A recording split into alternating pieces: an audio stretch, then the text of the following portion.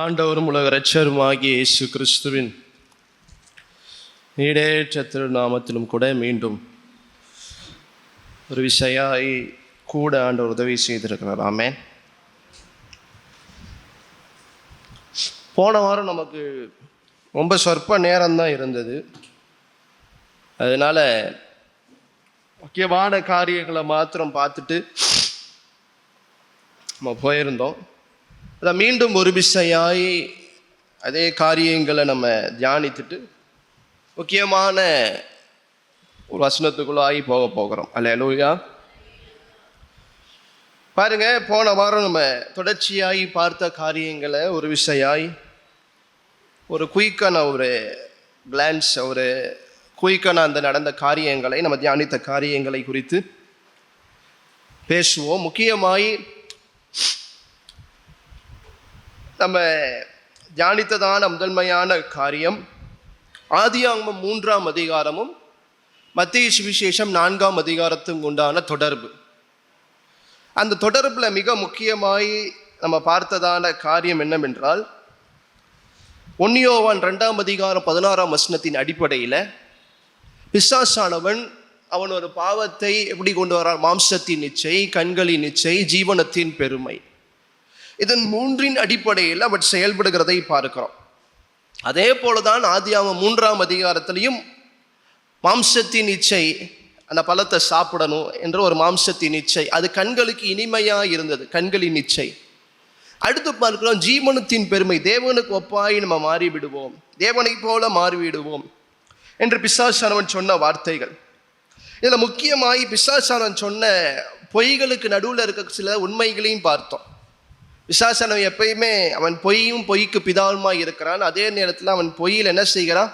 10 பொய்யில் ஒரு உண்மையை வைத்து ஜனங்களில் ஏமாற்றுகிறவனாயும் இருக்கிறான்.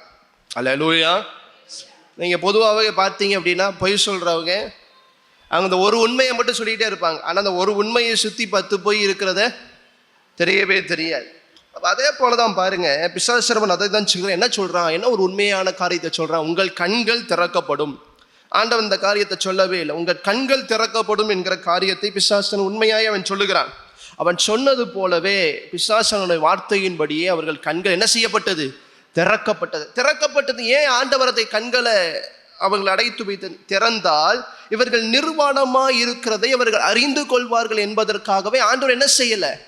இதை சொல்லலை. இந்த பழத்தை சாப்பிட்டு அவர்கள் கண்கள் திறக்கப்பட்டால் அவர்கள் நிர்வாணமாக இருக்கிறதை அவர்கள் அறிந்து கொள்வார்கள், நன்மை தீமை இன்னதென்று அவர்கள் அறிந்து கொள்வார்கள் என்பதற்காகவே ஆண்டவர் என்ன செய்திருந்தார்? இந்த காரியங்களை அவர்களுக்கு.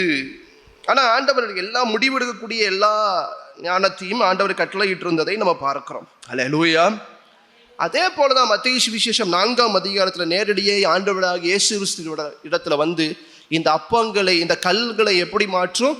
அப்பங்களாய் மாற்றும். மாம்சத்தின் இச்சை, அதே போல கண்களின் இச்சை என்ன பண்றான்? மேல ஸ்தலத்துக்கு கூட்டிட்டு போய் உச்சி, அதாவது மலையின் உச்சியை கொண்டு போய் தேசம் முழுவதையும், ராஜ்யம் முழுவதையும், அழகாய் இருக்கக்கூடிய ராஜ்யம் முழுவதையும் காட்டி அவரிடத்துல என்னை பணிந்து கொள்ளும் என்று ஆண்டவராக இயேசு கிறிஸ்துவை அவன் சொல்லுகிறதை பார்த்தோம். அதே போல ஜீவனத்தின் பெருமை, ஜீவனத்தின் பெருமை. நீ தேவனுடைய குமாரனை ஆனால் தாள குதியும், தேவனுடைய குமாரனை ஆனால். தொடர்ச்சியாய் பிசாசானவன் செய்து வருகிற காரியங்களை நம்ம போன வாரம் பார்த்தோம். இயேசு அதை எப்படி ஜெயம் கொண்டார், எப்படி அதில் வெற்றி பெற்றார் என்பதில் நம்ம பார்த்தோம். முக்கியமாய் அது வேத வார்த்தையிலிருந்து, வேத வசனத்தின் அடிப்படையில் ஆண்டவரும் பிசாசானவனை வெற்றி பெற்றார், ஆண்டவர் ஜெயம் எடுத்தார் என்று நம்ம பார்த்தோம். அல்லேலூயா. மிக முக்கியமாக இவ்வளோ பெரிய வீழ்ச்சி நடந்துருச்சு, ஆண்டவர் ஏன் மனுஷனை படைத்தார் என்று பார்த்தோம். அப்படிதானே? சென்ற வாரங்களில் ஆண்டவர் ஏன் மனுஷனை படைத்தார் என்பதை நம்ம பார்த்தோம். அதற்கு பிறகு என்ன பார்த்தோம்? பிசாசானவன் தேவனுடைய திட்டத்துக்கு விரோதமாக எழும்பின, இல்லாட்டி தேவனுடைய திட்டத்தை தோற்கடித்த பிசாசானவன் என்று சொல்லி பிசாசு என்னென்னலாம் செய்தான் என்று பார்த்தோம். அல்லேலூயா.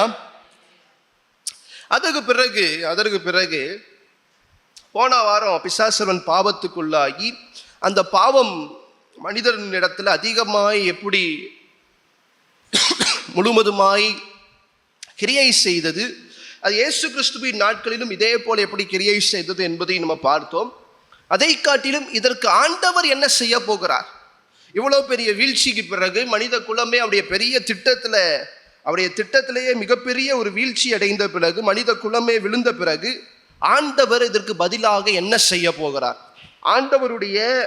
ஆண்டவருடைய திட்டத்தை சீர்குலைத்ததான பிசாசுக்கு ஆண்டவர் என்ன பதில் கொடுக்க போகிறார் என்பது தான் நம்ம பார்த்தோம். அதில் முக்கியமாய் நம்ம 3ஆம் அதிகாரம் 14, 15 வசனத்தை நம்ம பார்க்கல. ஏனென்றால் அது முக்கியமான ஒரு காரியம். அதை பின்பு பார்ப்போம் என்று சொல்லிட்டு, முக்கியமாய் ஆண்டவர் நேரடியாய் ஆணுக்கும் பெண்ணுக்குமான சாபங்களை குறித்து, ஆண்டவரே கொடுக்கிற சாபங்களை குறித்து என்ன செய்தோம்? அதாவது ஆதாமுக்கும் ஏவாளுக்கும் ஆண்டவர் என்னென்ன சாபங்களை கொடுத்தார் என்று பார்த்தோம். அதில் மிக முக்கியமாக 3ஆம் அதிகாரம் 16ஆம் வசனத்தில் ஆண்டவர் என்ன சொன்னார்? அப்பொழுது தேவனாகிய 16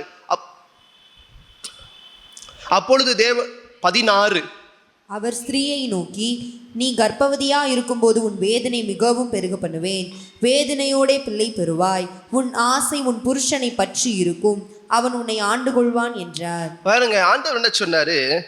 நீ பிறக்க போகிற உன்னுடைய உன்னை நான் ஆசீர்வதிச்சிருக்கேன், நீ பலுகி பெருக போகிற. ஆனால் அந்த ஆசீர்வாதம், அந்த பெருக்கம் ஒரு வழியோட தான் உன்னுடைய வாழ்க்கையில வரப்போகிறது. அல்லேலூயா. நீ எப்பப்பெல்லாம் உன்னுடைய சந்ததி பெரிதாகிறதோ அந்த ஏரங்கள் எல்லாம் உனக்கு அந்த வேதனை, கற்பத்தின் வேதனையை நான் என்ன செய்ய போகிறேன்? பெருக பண்ண போகிறேன். இது கிட்டத்தட்ட நம்முடைய நாட்கள் ஒரு 100 ஆண்டுகளுக்கு முன்னாடி வரைக்குமே, இன்னும் சொல்ல போனால் ஒரு 50 ஆண்டுகள் முன்னாடி வரைக்குமே இதுதான் நிலைமையா இருந்தது. அல்லேலூயா. இந்த 50 ஆண்டுகள் தான் இன்னாகிய பயங்கர சயின்டிஃபிக் வளர்ச்சியினால, விஞ்ஞான வளர்ச்சியினால இப்போ என்ன கண்டுபிடித்திருக்கிறாங்க? வழியே இல்லாமல் குழந்தைகளை வெளியெடுப்பதற்கு உண்டான காரியங்களை, சிசரின் மூலமாய் குழந்தைகளை வெளியெடுக்கிறதுக்கு உண்டான காரியங்களை கண்டுபிடித்திருக்கிறாங்க. ஆனால் என்னதான் சிசரின் எடுத்தாலும், சிசரின் பண்ணி எடுத்து குழந்தைய எடுத்துட்டு உடனே ஜாலியாக இருக்க முடியுமா? அதனுடைய வேதனை, அதனுடைய வலி இருக்க தான் செய்யும். அதை காட்டிலும் பல வேதாகம போதர்கள் சொல்றாங்க, குழந்தை வளர்ப்பதிலே அந்த வலியை ஆண்டவர் உண்டு பண்ணுவார் என்று சொல்லப்படுகிறது. ஒரு குழந்தையை ஆளாக்குவதற்குள்ளாக அந்த தாய் என்ன செய்வாள்? அவள் கஷ்டப்படுவாள், அவள் வருத்தம் உண்டாகும். அல்லேலூயா. மரியாள் இடத்துல சிமியோன் சொன்னார் பார்த்தீங்களா, ஒரு ஈட்டி என்ன செய்ய போகிறது? அது தெளிவாய் ஒரு குழந்தை வளரும் பொழுது அது மிகப்பெரிய ஒரு வேதனையை உண்டாகும். அதே குழந்தை தான் சந்தோஷத்தையும் மகிழ்ச்சியும் கொடுத்தாலும் அதை வளர்க்குவதற்கு, அதை சந்ததியாய் மாற்றுவதற்கு ஒரு மிகப்பெரிய ஒரு வலி, வேதனை உனக்கு வாழ்க்கையில உண்டாகும் என்று ஆண்டவர் தெளிவாய் சொல்லியிருக்கிறார். அல்லேலூயா.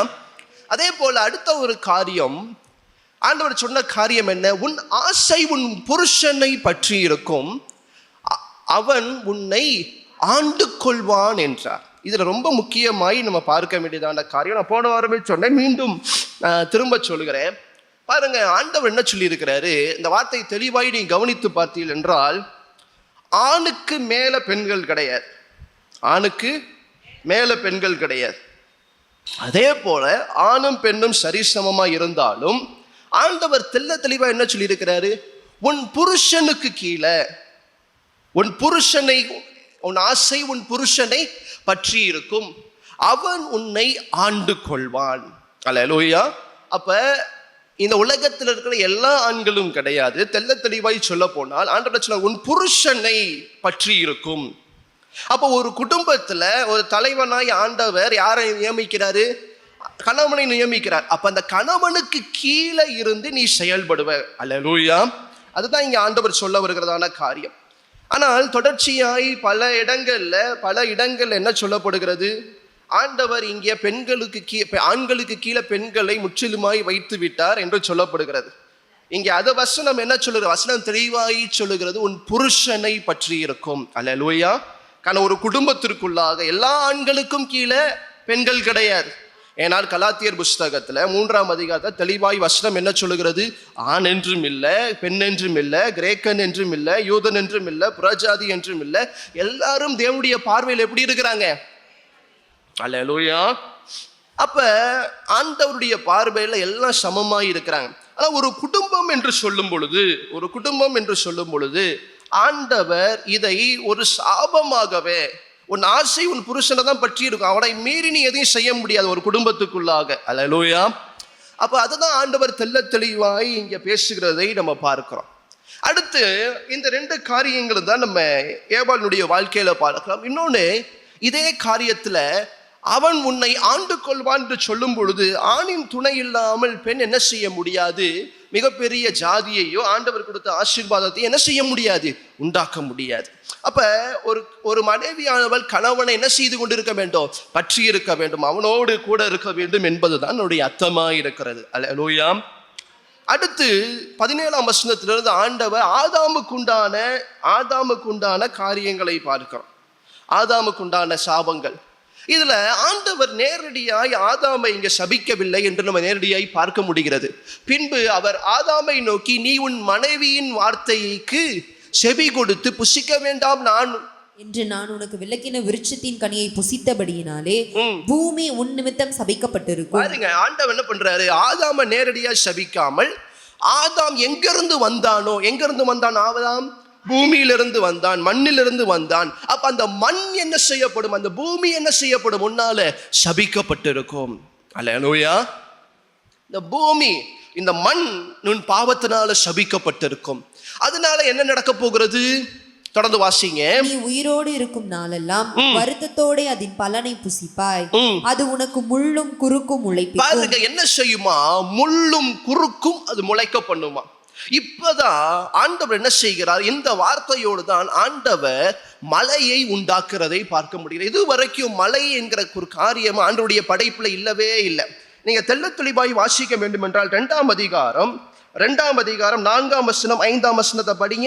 தேவனாகிய கர்த்தர் பூமியையும் வானத்தையும் உண்டாக்கின நாளிலே வானமும் பூமியும் சிருஷ்டிக்கப்பட்ட வரலாறு இவைகளே. நிலத்தினுடைய சகலவித செடிகளும் பூமியின் மேல் இன்னும் உண்டாகவில்லை, நிலத்தினுடைய சகலவித பூண்டுகளும் இன்னும் முளைக்கவில்லை. ஏனெனில் தேவனாகிய கர்த்தர் பூமியின் மேல் இன்னும் மழையை பெய்ய பண்ணவில்லை. பூமியில தேவனாகிய கர்த்தர் என்ன செய்யவில்லை? மழையை பெய்ய பண்ணவில்லை. அல்லேலூயா. ஆண்டவர் என்ன செய்யவில்லை? மழையை பெய்ய பண்ணவில்லை. மழை அப்ப கிடையாது. ஆனால் மழை எப்ப அந்த சாபத்துக்கு பிறகு எப்ப மழை பெய்ததோ அது என்ன செய்தது? முட்களை, விஷமுள்ள செடிகளை எல்லாத்தையும் பூமியிலிருந்து முளைக்க செய்தது. அல்லேலூயா. ஏன்னா பூமி ஏற்கனவே சபிக்கப்பட்டிருக்கிறதுனால, ஆதாம் மூலமாய் சபிக்கப்பட்டதுனால சகல காரியங்களும் என்ன செய்யப்பட்டது? உருவானது. அல்லேலூயா. இப்ப நம்ம பார்க்கக்கூடியதான விஷயமுள்ள செடிகளா இருக்கட்டும், முட்களா இருக்கட்டும், எல்லாம் இங்கிருந்து பூமியிலிருந்து முளைக்கிறதை பார்க்க முடியாது. இந்த சாபத்துக்கு பிறகு இந்த காரியங்கள் எல்லாம் நடக்கிறதை பார்க்கிறோம். அல்லேலூயா. அப்ப தொடர்ச்சியாய் பாருங்க, நம்ம இந்த 3ஆம் அதிகாரத்திலே வாசிக்கும் போது 17ஆம் வசனத்துல வாசிக்கும் போது ஆண்டவர் என்ன சொல்றாரு பாருங்க. ஆண்டவர் இதுவரைக்கும் ஆதாமுக்கும் ஏவாளுக்கும் உண்டான எல்லா உணவையும் ஆண்டவரே படைத்து வைத்திருந்தார். ஏன்னா ஆண்டவருக்கு முதலாவது ஆதாமு கொடுத்த வேலை என்று நீங்க பார்க்கும் பொழுது, நீங்க 2ஆம் அதிகாரம் 15ஆம் வசனத்தை படிக்கும் பொழுது, தேவனாகிய கர்த்தர் மனுஷனை ஏதேன் தோட்டத்திலே அழைத்து கொண்டு வந்து அதை பண்படுத்தவும் காக்கவும். பாருங்க, இதுல ஆண்டவர் என்ன செய்திருக்கார்? ஏற்கனவே எல்லாத்தையும் படைத்து வைத்திருக்கிறார். அந்த படைத்து வைத்த காரியங்களை அவன் பண்படுத்தவும் பாதுகாத்தாலுமே போதும். அவன் போய் என்ன செய்ய வேண்டாம்? ஆதாம் போய் என்ன செய்ய வேண்டாம்? குழி நோண்டி மரத்தை நட்டு அவன் விதையை போட்டு அவன் என்ன செய்ய வேண்டாம்? விவசாயம் எல்லாம் பண்ண வேண்டாம். ஆண்டவர் படைத்து வைத்திருக்கிறதான விருட்சங்களை, பழங்களை அவன் காத்து கொண்டு அதை பராமரித்தாலே போதுமானது. அந்த வேலை தான் ஆண்டவர் கொடுத்திருந்தார். ஆனால் இப்ப இந்த சாபத்துக்கு பிறகு என்ன நடக்கிறது? வாசிங்க 19ஆம் வசனத்தை வாசிங்க. நீ 3ஆம் அதிகாரம் 19. நீ பூமியிலிருந்து எடுக்கப்பட்டபடியால் நீ பூமிக்கு திரும்ப மட்டும் உன் முகத்தின் வேர்வையால் ஆகாரம் புசிப்பாய். பாருங்க, நீ என்ன செய்வ? உன் நிலத்தின், அதாவது உன்னுடைய முகத்தின் வேர்வையினால ஆகாரம் என்ன செய்வ? நீ புசிப்ப. இனிமேல் நான் என்ன செய்ய மாட்டேன்? உனக்கு நான் இலவசமாய் கொடுத்ததை போல அல்ல, நீ பிரயாசப்பட்டு உன்னுடைய அனுதின உணவை என்ன செய்ய வேண்டும்? நீ சாப்பிட வேண்டும். அதை 17ஆம் வசனத்துல நீங்க வாசிக்க முடியும். 17லையும் பாருங்க. பின்பு அவர் ஆதாமை நோக்கி, நீ உன் மனைவியின் வார்த்தைக்கு செவி கொடுத்து புசிக்க வேண்டாம் என்று நான் உனக்கு விலக்கின விருட்சத்தின் கனியை புசித்தபடியினாலே பூமி உன் நிமித்தம் சபிக்கப்பட்டிருக்கும். நீ உயிரோடு இருக்கும் நாளெல்லாம் வருத்தத்தோட அதன் பலனை புசிப்பாய். நீதான் என்ன செய்ய வேண்டும்? உழைத்து நீதான் என்ன செய்ய வேண்டும்? உன்னை போஷித்துக் கொள்ள வேண்டும். அல்லேலூயா. அப்ப ஆண்டவர் தெள்ள தெளிவாய் இந்த சாபத்துக்கு பிறகு என்ன சொல்றாரு? இனி சுருக்கமாய் சொல்லப்போனால் என்னுடைய துணை இல்லாமல் நீ வாழ வேண்டும். என்னுடைய துணை இல்லாமல் என்ன செய்ய வேண்டும்? இந்த உலகத்துல வாழ வேண்டும். நான் உனக்கு சாப்பாடு கொடுக்க மாட்டேன், என் பிரச்சனை நான் உன் கூட இருக்க மாட்டேன், பிரச்சனத்திலிருந்து துரத்தி வச்சிருவேன். நீ உழைச்சு வேர்வை சிந்தி நீ உனக்குண்டான உன் குடும்பத்தை காப்பாற்றி, ஏவாளை காப்பாற்றி, பிள்ளைகளை காப்பாற்றி நீ வாழ்ந்து கொள்ள வேண்டும். அல்லேலூயா. இதை செய்தது மாத்திரம் இல்லாமல் ஆண்டவர் என்ன செய்கிறார்? 21ஆம் வசனத்தை பாருங்க. தேவனாகிய கர்த்தர் ஆதாமுக்கும் அவன் மனைவிக்கும் தோல் உடைகளை உண்டாக்கி அவர்களுக்கு உடுத்தினார். அல்லேலூயா. வேதாந்தத்தின் அடிப்படையில் சொல்லப்படுகிறது, ஆண்டவர் என்ன செய்கிறார்? அவர் என்னதான் இவ்வளோ சாபங்களை சொன்னால் அவர் கிருபை உள்ளவராக இருக்கிறதுனால முதல் ரத்தம் சிந்தப்படுகிறதை இங்கே தான் பார்க்கிறோம். ஏதோ ஒரு மிருக ஜீவன், என்ன மிருக ஜீவன் போடப்படலை, ஏதோ ஒரு மிருக ஜீவன் ரத்தம் சிந்தப்பட்டு அந்த சிந்தப்பட்ட மிருக ஜீவத்தினுடைய தோலை ஆண்டவர் எடுத்து வஸ்திரமாய் ஆதாம் ஏவாளுக்கு போடுகிறார். அல்லேலூயா. அப்ப ஆதாம் ஏவாளின் பாவத்திற்கு முதலாய் ஒரு ரத்தம் பூமியில சிந்தப்படுகிறது. ஏன் ரத்தம் சிந்தப்பட இல்லாமல் பாவ மன்னிப்பு கிடையவே கிடையாது.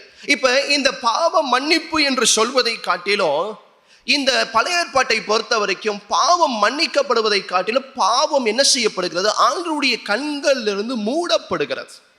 அல்லேலூயா.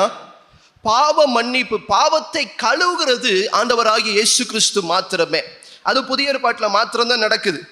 பழைய ஏற்பாட்டில் நம்ம லேவியராம் புஸ்தகத்தில் பார்க்கிற எல்லா காரியங்களுமே, பலியின் காரியங்களுமே, அது எல்லாம் என்ன செய்கிறது? மனுஷன் பாவம் செய்தால் அந்த பாவத்தை ஆண்டுடைய கண்கள் இருந்து மூடுவதற்குண்டான வழியை கண்டுபிடிக்கலாம். வழியா இருந்தது. ஆனால் அது ஒருபோது என்ன செய்யாது?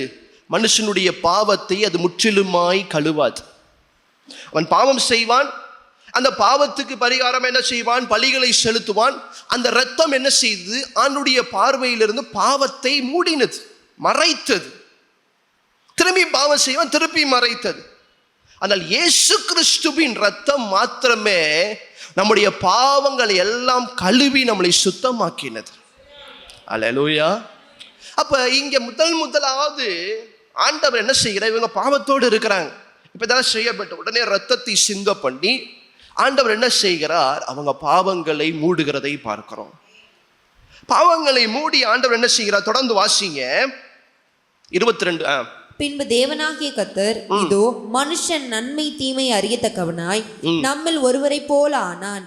இப்பொழுதும் அவன் தன் கையை நீட்டி ஜீவ விருட்சத்தின் கனியை பறித்து புசித்து என்றென்றைக்கும் உயிரோடு இராதபடிக்கு செய்ய வேண்டும் என்று. பாருங்க, வேதவசனம் எவ்வளவு தெளிவாய் சொல்லுங்க பாருங்க. என்றென்றைக்கும் உயிரோடு இராதபடி செய்ய வேண்டும். முன்னாடி மாதிரி இவன் எப்பயும் உயிரோடு இருக்க முடியாது.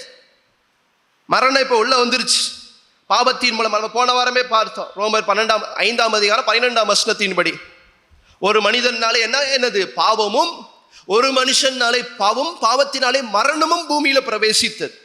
அல்லேலூயா. அப்ப பாவம் இப்ப பூமிக்குள்ள நுழைஞ்சிருச்சு. இனிமேட்டு மனுஷன் ஆதாம் என்ன செய்ய முடியாது? ஆதாம் ஏவாள் நிரந்தரமாகி அவங்க வாழ முடியாது. அல்லேலூயா. பாருங்க, இதன் விளைவு என்ன நடந்தது? ஆண்டவர் என்ன செய்கிறார்? 23, 24 வாசித்து முடிப்போம். அவன் எடுக்கப்பட்ட மண்ணை பண்படுத்த தேவனாகிய கர்த்தர் அவனை ஏதேன் தோட்டத்திலிருந்து அனுப்பிவிட்டார்.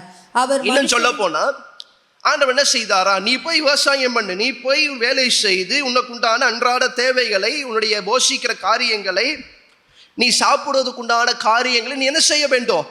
நீயே பார்த்து கொள்ள வேண்டும் என்று ஆண்டவர் தோட்டத்திலிருந்து அனுப்பிவிட்டார். அவர் மனுஷனை துரத்திவிட்டு ஜீவ விருட்சத்துக்கு போகும் வழியை காவல் செய்ய ஏதேன் தோட்டத்துக்கு கிழக்கே கேருபீன்களையும் வீசிக்கொண்டிருக்கிற சுடரொளி பட்டயத்தையும் வைத்தார். ஒருபோதும் மீண்டும் ஏதேன் தோட்டத்துக்குள்ள வராதபடி ஆண்டவர் என்ன செய்தார்? கேருபீன்களை ஆண்டவர், கேருபீன்கள் எதை காட்டுகிறது? முன்னாடியே சொல்லியிருக்கிறேன், தேவனுடைய பிரசன்னத்தை. அந்த பிரசன்னத்துக்குள்ளாக வர முடியாத அளவுக்கு பாவத்தோட இனிமேட்டு மனுஷன் என்ன செய்ய முடியாது? உள்ள வர முடியாது. ஆண்டவர் வெளியே தள்ளிட்டார், தோட்டத்திலிருந்து வெளியே துரத்து விட்டார் என்பதை நம்ம பார்க்கிறோம். அல்லேலூயா. இன்றைக்கு மிக முக்கியமான சத்தியத்தை நம்ம பார்க்க போகிறோம். அல்லேலூயா. இதெல்லாம் நம்ம கடந்த வாரங்களில் நமக்கு நேரம் கம்மியாக இருந்ததுனால நான் சுருக்கமாகி சொல்லிட்டு போயிருந்தேன். இன்னைக்கு நம்ம பார்த்துருக்குறோம். அல்லேலூயா. முக்கியமான காரியம் வேதாந்தத்தில் ரொம்ப முக்கியமான வசனம் வாசிங்க. 3ஆம் அதிகாரம் 14ஆம் வசனம் 15ஆம் வசனத்தை வாசிங்க. அப்பொழுது தேவனாகிய கர்த்தர் சர்ப்பத்தை பார்த்து, நீ இதை செய்தபடியால் சகல நாட்டு மிருகங்களிலும் சகல காட்டு மிருகங்களிலும் சபிக்கப்பட்டிருப்பாய். இப்ப ஆண்டவர் நேரடியாக சர்ப்பத்தை பார்த்து பேசுகிறார். சர்ப்பத்தை பார்த்து ஆண்டவர் என்ன சொல்றாரு? நீ இதை செய்தபடியால், எதை செய்தபடியினால்? ஆதாம் ஏவாளை வஞ்சித்தபடியினால, அவர்களை என்னுடைய வார்த்தையிலிருந்து விலகச் செய்ததுனால, கீழ்ப்படியாமைகளை நடத்தினதுனால, நீ இதை செய்தபடியினால் சகல நாட்டு மிருகங்களும் சகல காட்டு, அப்ப உலகத்தில் உள்ள எல்லா மிருக ஜீவன்களை பார்க்கிலும் சர்ப்பமானது ரொம்ப சபிக்கப்பட்டது. அல்லேலூயா. சகல நாட்டு மிருக ஜீவன்கள் எல்லாத்தையும் பார்க்கிலும் நீ எப்படிப்பட்டவனாயிருப்ப? சபிக்கப்பட்டிருப்பாய். நீ உன் வயிற்றினால் நகர்ந்து உயிரோடு இருக்கும் நாளெல்லாம் மண்ணை தின்பாய். அல்லேலூயா. நீ உயிரோடு இருக்கிற நாளெல்லாம் உனக்கு உணவே எதுதான்? மண்ணுதான். ஏசாயாவின் புஸ்தகம் 65ஆம் அதிகாரம், ஏசாயாவின் புஸ்தகம் 65ஆம் அதிகாரம். Thank you Jesus. வாசிங்க 23 வாசிங்க. அவர்கள் விருதாவாக உழைப்பதில்லை, அவர்கள் துன்பமுண்டாக பிள்ளைகளை பெறுவதும் இல்லை. அவர்களும் அவர்களோட கூட அவர்கள் சந்தானமும் கர்த்தராலே ஆசீர்வதிக்கப்பட்ட சந்ததியாயிருப்பார்கள். 25 வாசிங்க. ஓனாயும் ஆட்டுக்குட்டியும் ஒரு மிதித்து மேயும், சிங்கம் மாட்டை போல வைக்கோலை தின்னும், புழுதி சர்ப்பத்திற்கு இரையாகும். என் பரிசுத்த பர்வதமெங்கும் அவைகள் புழுதி சர்ப்பத்துக்கு இரையாகும். அல்லேலூயா. அப்ப புழுதி மண்ணதான் என்ன செய்ய போகிற? நீ காலத்துக்கு சாப்பிட போற உடைய புழுதி அதான். அப்ப பாருங்க, புழுதி சர்ப்பத்துக்கு இரையாகும். அப்ப இந்த 3ஆம் அதிகாரம் 14ஆம் வசனத்துல ஆண்டவர் 3 சாபங்களை கொடுக்கிறார். என்ன 3 சாபங்கள்? முதலாவது சர்ப்பத்திற்கு, நீ உன் வாழ்நாள் எல்லாம் நீ சபிக்கப்பட்டுதான் இருக்க போக. எல்லா மிருக ஜீவன், காட்டு நாட்டு மிருக ஜீவனை பார்க்க நீ எப்படிதான் இருக்க போற? சபிக்கப்பட்டு இருக்க போற. அல்லேலூயா. 2வது காரியம் என்ன? உன் வயிற்றினால் என்ன செய்ய போகிற? நீ நகர போகிற. அதுதான் 2வது சாபம். நீ காலம் முழுசும், ஏன்னா முன்னாடி சொல்லப்படுகிறது நமக்கு தெரியல, ஆனா என்ன சொல்லப்படுகிறது? சர்ப்பத்துக்கு கால்கள் கைகள் இருந்தது என்று சொல்லப்படுகிறது. எத்தனை கால் இருந்துச்சு எத்தனை கை இருந்துச்சுன்னா நமக்கு தெரியாது. சர்ப்பத்தினுடைய உருவம் இப்ப நம்ம பார்க்கிறது வெறும் வலு சர்ப்பத்தை தான் பார்க்கிறோம். வெறும் நீளமாய் ஊறுகிற ஒரு பிராணியா இருக்கிறத பார்க்கிறோம். சாபத்துக்கு முன்னாடி அது எப்படி இருந்துச்சுன்னு நமக்கு தெரியாது. அல்லேலூயா. அது ஒரு சிங்கத்தை போல இருந்ததா, இல்லாட்டி அது எப்படிப்பட்ட மிருக ஜீவனா இருந்ததா? டிராகன், அதுதான் சர்ப்பம் தான். அதுவும் சர்ப்பம் தானே. அதான். அப்ப பாருங்க, இது எந்த விதத்துல இருந்தது, சர்ப்பம் எந்த விதமா இருந்தது என்பதை நம்ம அறியோம். ஆனால் சாபத்துக்கு பிறகு நீங்க அந்த கார்ட்டூன்ல, இந்த ஆதாம் ஏவாள் கார்ட்டூன்ல இல்ல ஆதாம் ஏவாள் அந்த வீடியோலாம் பார்க்கும்போது 2ஆம் அதிகாரம் அந்த பாவம் செய்யும் போதே ஒரு சர்ப்பம் தான் ஊறுகிற சர்ப்பமா தான் என்ன செய்யுது? ஏவாள் இடத்துல பேசுகிறத நீங்க பார்க்க முடியும். ஆனா சில கார்ட்டூன்ல, சில அனிமேஷன்ல இந்த சர்ப்பத்துக்கு கால்கள் கைகள் இருக்கிறதை போலவும் என்ன செய்வான்? கார்ட்டூன் பண்ணியிருப்பாங்க. அப்ப சாபத்துக்கு பிறகுதான் முற்றிலுமாய் சபிக்கப்பட்டு போகிறதை பார்க்கிறோம். அல்லேலூயா. அதே போல இன்னொரு முக்கியமான காரியத்தை சொல்லாம விட்டுட்டேன். இந்த ஆதாமுக்கு தேவன் சபிக்கும் பொழுது, ஆண்டவர் இந்த நிலத்தை சபிக்கும் பொழுது, அந்த நிலத்திலிருந்து தான் இப்ப எதெல்லாம் வரப்போகிறது? மண்ணினாலதான் எதாவது வரப்போகிறது? மிருக ஜீவன்கள் எல்லாமே எதுல தான் வரப்போகிறது? அப்ப அது எல்லாமே சபிக்கப்பட்டதாய் மாறும்.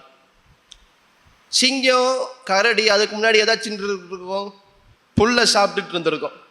ஆனால் இப்ப சாபத்துக்கு பிறகு என்ன மாறுகிறது? ஒன்றுக்கு ஒன் விரோதமாக எழும்பக்கூடியதான கொடூரமான காரியங்கள் நடக்கிறது. ஆண்டவருடைய ஃபர்ஸ்ட் படைப்புல எல்லாமே நல்லதாக இருந்தது. இப்போ நம்ம தீமை என்று பார்க்கிற எந்த காரியமுமே ஆண்டவருடைய பார்வையில் அது இல்லை. அது எல்லாமே எப்போ வந்தது என்றால் மனுஷன் பாவம் செய்த பிறகு சாபத்தின் விளைவாய் வந்த காரியங்கள். அல்லேலூயா. சரி, இப்போ ஆண்டவர் 3 சாபங்களை நேரடியாய் சர்ப்பனிடத்தில் ஆண்டவர் சொல்லுகிறதை பாருங்கள். நீ உயிரோடு இருக்கிற நாளில் எதை தான் சாட போற? மண்ணை திம்ப. அல்லேலூயா. அடுத்த காரியம் 15ஆம் வசனம் ரொம்ப முக்கியமான வசனம், ரொம்ப முக்கியமான வசனம். வாசிங்க. உனக்கும் ஸ்திரீக்கும் உன் வித்துக்கும் அவள் வித்துக்கும் பகை உண்டாக்குவேன், அவர் உன் தலையை நசுக்குவார், நீ அவர் குதிங்காலை நசுக்குவாய் என்றார். அல்லேலூயா. உனக்கும் ஸ்திரீக்கும் உன் வித்துக்கும் அவள் வித்துக்கும் பகையை உண்டாக்க போகிறேன். இந்த வாரமும் இதான் பார்க்க போகிறோம், இதுக்கு அடுத்த வாரமும் இதை தான் பார்க்க போகிறோம். அல்லேலூயா. ஏனென்றால் இது மிக மிக மிக முக்கியமான ஒரு காரியமாக இருக்கிறது. அல்லேலூயா.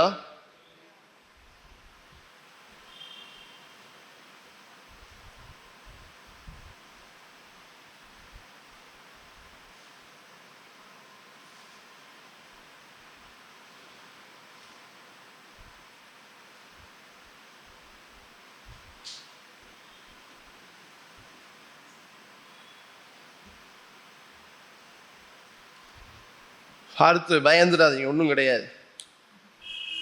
புரோட்டோ இவாங்கிலியன். அல்லேலூயா. புரோட்டோ இவாங்கிலியன்.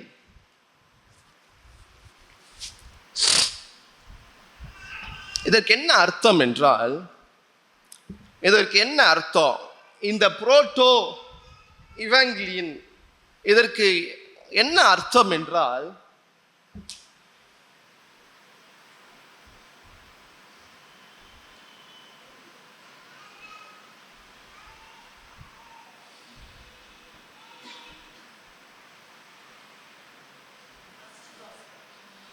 First gospel. புரோட்டோ இவாங்கிலியம் என்றால் முதல் நற்செய்தி. அல்லேலூயா. நீங்க நினைக்கலாம் இந்த வசனத்துல எங்க நற்செய்தி இருக்கு? உன் வித்துக்கும் அவள் வித்துக்கும் ஒரு யுத்தத்தை உண்டு பண்ணுவேன். பகைனா யுத்தம் தானே, சண்டை தானே. மிகப்பெரிய யுத்தத்தை நான் என்ன செய்ய போகிறேன்? உண்டாக்க போகிறேன். அவர் உன் தலையை நசுக்குவார், நீ அவர் குதிங்காலை நசுக்குவாய் என்றார். முழுக்க முழுக்க ஒரு சண்டையை பார்க்கிறோம், மிகப்பெரிய ஒரு யுத்தத்தை பார்க்கிறோம். புரோட்டோ இவாங்கிலியன் என்றால் என்ன அர்த்தம் என்றால், புரோட்டோ என்றால் புரோட்டோடைப் என்று சொல்லுவாங்க. புரோட்டோடைப் என்றால் மாதிரி, ஃபர்ஸ்ட். ஒரு இப்போ இந்த பேனாவை கண்டுபிடிக்கணும்னா இந்த பேனாவை ஃபஸ்ட் என்ன செய்வாங்க? இது செய்வதற்கு ஒரு 100 முயற்சி நடைபெற்றிருக்கும் முதலாவது. ஆனால் புரோட்டோடைப் என்றால் முதலாவது முறை என்ன செய்தாங்களோ, முதலாவது முறை அந்த பேனா எப்படி வடிவமைக்கப்பட்டது, எப்படி செய்யப்பட்டது, அதே போல். அப்படின்னா என்னன்னா ஆதியில் முதல் அப்படின்னு அர்த்தம். புரோட்டோ என்றால் நமக்கு இவாஞ்சலிசம் தெரியும். இவாஞ்சலிசம்னா என்ன? சுவிசேஷம். சுவிசேஷம் முக்கியமாக சொல்ல போனால் காஸ்பல். காஸ்பல்னா என்ன அர்த்தம்? Go and spell. Hallelujah. Go and spell. அப்படி கோனா என்ன அர்த்தம்? போ போ. ஸ்பெல்லுனா என்ன அர்த்தம்? ஸ்பெல்லிங்னா என்ன அர்த்தம்? வார்த்தைகள். ஸ்பெல்லிங்னா என்ன? வார்த்தைகள். வார்த்தைகள். அப்போ போய் வார்த்தைகளை சொல்லு. அல்லேலூயா. எங்க போய் வார்த்தைகளை சொல்லு? முதலாவது காஸ்பல் என்றால் என்ன அர்த்தம்? போய் வார்த்தைகளை சொல்லு அப்படின்னு அர்த்தம். இப்ப குட் நியூஸ் அப்படின்னா நற்செய்தி. நற்செய்தி என்ன? Good news. நியூஸ்னா என்ன? நியூஸ்னா என்ன? செய்தி. நியூஸை பிரிச்சா என்ன வரும்?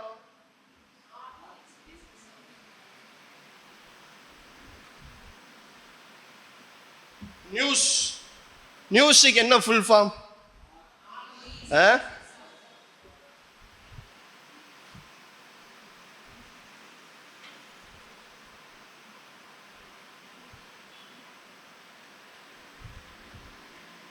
நியூஸ்னா என்ன?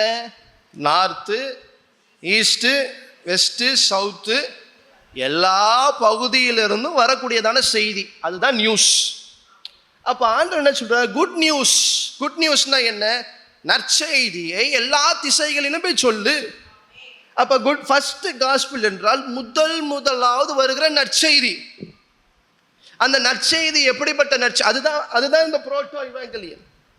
அப்போ ஃபர்ஸ்ட் காஸ்பிள் வேதாந்தத்தில் சொல்லப்படுகிறதான முதல் நற்செய்தி. அந்த முதல் நற்செய்தி என்னவென்றால் ஆண்டவர் என்ன சொல்றாரு?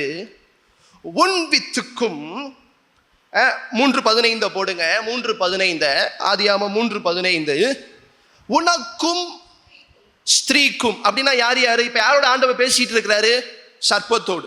அப்ப சர்ப்பத்துக்கும் வேற ஸ்திரீ யார் இருக்கிறா? ஏவாள் மட்டும்தான் இருக்கிறாங்க. அப்ப சர்ப்பத்துக்கும் ஏவாளுக்கும், உன் வித்துக்கும் அவள் வித்துக்கும். அப்ப உன் வித்துனா சாத்தானுடைய வித்து, அவள் வித்துனா ஏவாளுடைய வித்து.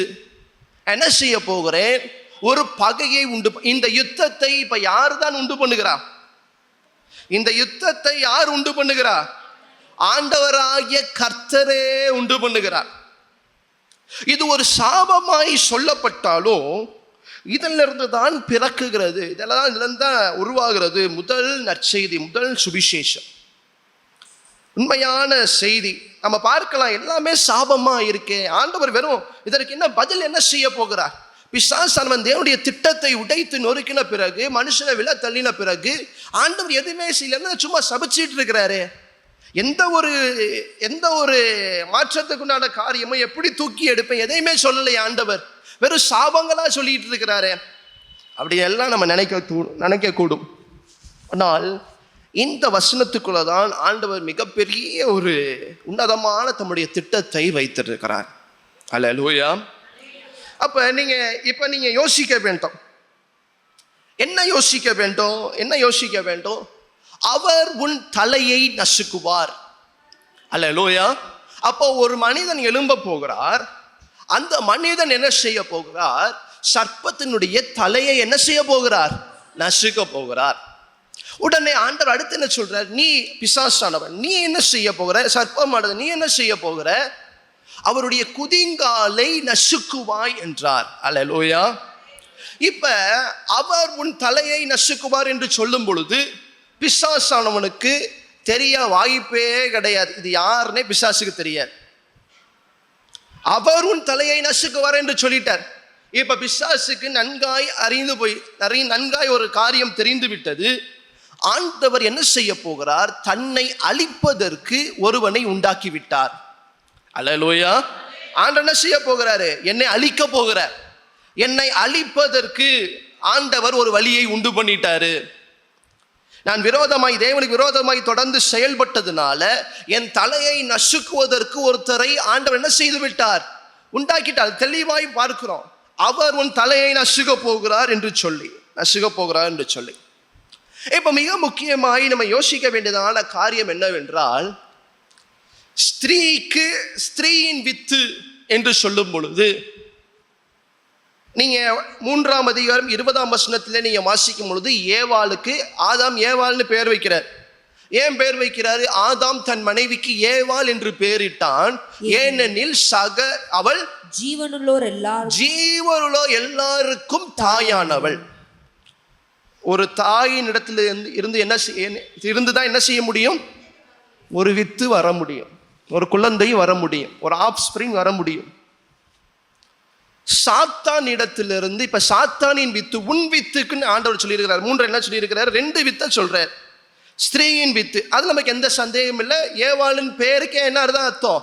அவள் சகல ஜீவராசிகளுக்கு அவர் தாயாய் இருக்கிறான்னு பார்க்கிறோம். ஏன்னால் அவளிடத்திலிருந்து தான் சந்ததிகள் வரப்போகிறது. அவள் தான் சகலத்துக்கும் தாயா இருக்க போகிறார். அதான் ஏவாள்னு ஆதாம் பேர் வைக்கிறார். ஆனால் இப்ப சாத்தானின் வித்து, சாத்தான் எப்படி மனுஷனை உருவாக்க முடியுமா? சாத்தான் எப்படி ஏவாளை போல அவன் என்ன செய்ய முடியுமோ உருவாக்க முடியுமா? சந்ததிகளை உருவாக்க முடியுமா? இங்க என்ன ஆண்டவர் அப்ப என்ன சொல்றார்? இங்க என்ன நடக்குது பாருங்க. ஏவாள் மாத்திரமே என்ன செய்ய முடியும்? சந்ததிகளை உருவாக்க முடியும். ஏவாளுக்கு மாத்திரமே வித்து இருக்கிறது. ஆனால் இங்க ஆண்டவர் சொல்ல வரக்கூடிய காரியம் என்ன? இது பயாலஜிக்கலா அல்ல, சரீர ரீதியாய் மனுஷிகமாய் அல்ல. இங்க ஆவிக்குண்டான ஒரு மிகப்பெரிய யுத்தம் நடக்க போகிறது. அல்லேலூயா. அப்போ உன் வித்துக்கும் அவள் வித்துக்கும் என்று சொல்லும் பொழுது ஏவாள் மூலமால் தான் மனித இனம் பெருக வேண்டும், அதுல எந்த ஒரு சந்தேகமும் கிடையாது. ஆனால் ஏவாளின் மூலமாய் வருகிறதான இந்த மனித குலம் பிசாசானவன் வித்தாய் மாறப்போகிறது. அல்லேலூயா. ஏவாள் மூலமாய் மாத்திரம்தான், ஏன்னா அவள் தான் சகல 20ஆம் வசனத்துல பார்க்கலாம், 20ஆம் வசனத்துல வாசித்தோம்ல, அவள் தான் சகல ஜீவன் எல்லாருக்கும் தாயானவள். அவளை தவிர தாய் கிடையாது பூமியில. இப்ப அவளை தவிர தாய் கிடையாது. வந்தா ஒரு மனிதன் வந்தா ஏவாள் மூலமா தான் வரணும் வெளியில. அப்ப ஏவாளின் மூலமாய் வருகிறவர்கள் எப்படி பிசாசானவன் ஆதாம் ஏவாளை வஞ்சித்து தன்னுடையவர்களை தனக்கேற்ற காரியங்களை செய்ய வைத்தானோ, இப்ப ஏவாளின் மூலமாய் தாயானவள் மூலமாய் வருகிற அந்த ஜனங்களை தன்னுடைய வித்தாய் பிசாசனம் என்ன செய்ய போகிறான்? மாற்றிக்கொள்ள போகிறான். அல்லேலூயா. இதுதான் பிசாசினுடைய வித்து என்று பார்க்கிறோம். இந்த பிசாசினுடைய வித்தாய் யார் மாறுவாங்க? ஏவாள் மூலமாய் பிறந்து யார் பிசாசின் சத்தத்திற்கு, யார் பிசாசினுடைய வார்த்தைக்கு, யார் பிசாசினுடைய சகல காரியத்துக்கும் கீழ்ப்படிந்து நடக்கிறார்களோ அவர்கள் ஏவாளின் வித்தாய் இருந்தாலும் யாருடைய வித்தாய் மாற்றப்படுகிறார்கள்? பிசாசின் வித்தாய் மாற்றப்படுகிறார்கள். அல்லேலூயா. இது ஆதியாமத்தில் ஆரம்பிக்கக்கூடியதான காரியம். இந்த காரியம் வெளிப்படுத்தின விசேஷம் 20ஆம் அதிகாரம் வரைக்கும் இது தொடர்ச்சியாய் நடைபெறுகிறது. எங்க ஆரம்பிக்கிற காரியம்? ஆதியாகமம் 3ஆம் அதிகாரம் 15ஆம் வசனத்துல ஆரம்பிக்கிறதான காரியம் வெளிப்படுத்தின விசேஷம் 20ஆம் அதிகாரம் வரைக்கும் இந்த யுத்தம் தொடரப்போகிறது. இந்த யுத்தம் தொடரப்போகிறது. 2 வித்துக்கும் உண்டான யுத்தம். இல்ல மிக தெளிவாய் சொல்ல போனா, இன்னும் உங்களுக்கு சுருக்கமாய் சொல்ல போனா, ஒரு பரிசுத்த வித்து, ஒரு அசுத்தத்தின் வித்து. ஆனால் அந்த வித்து எல்லாம் யார் மூலமா தான் வந்து பிறந்தாகணும்? ஏவாள் மூலமா தான் பிறந்தாகணும். ஆனால் பிறக்கிற தாயின் மூலமாய் பிறக்கிற ஒரே வயிற்றிலிருந்து பிறக்கிற 2 குழந்தைகள், ஒரு குழந்தை பரிசுத்த வித்தாய் இருக்கும், ஒரு குழந்தை பிசாசானால் அசுத்தத்தின் வித்தாய் மாற்றப்படும். அல்லேலூயா. நீங்க இதை வாசித்து பார்க்கலாம். யோவானின் சுவிசேஷம் 8ஆம் அதிகாரம் 44ஆம் வசனத்தை வாசிங்க.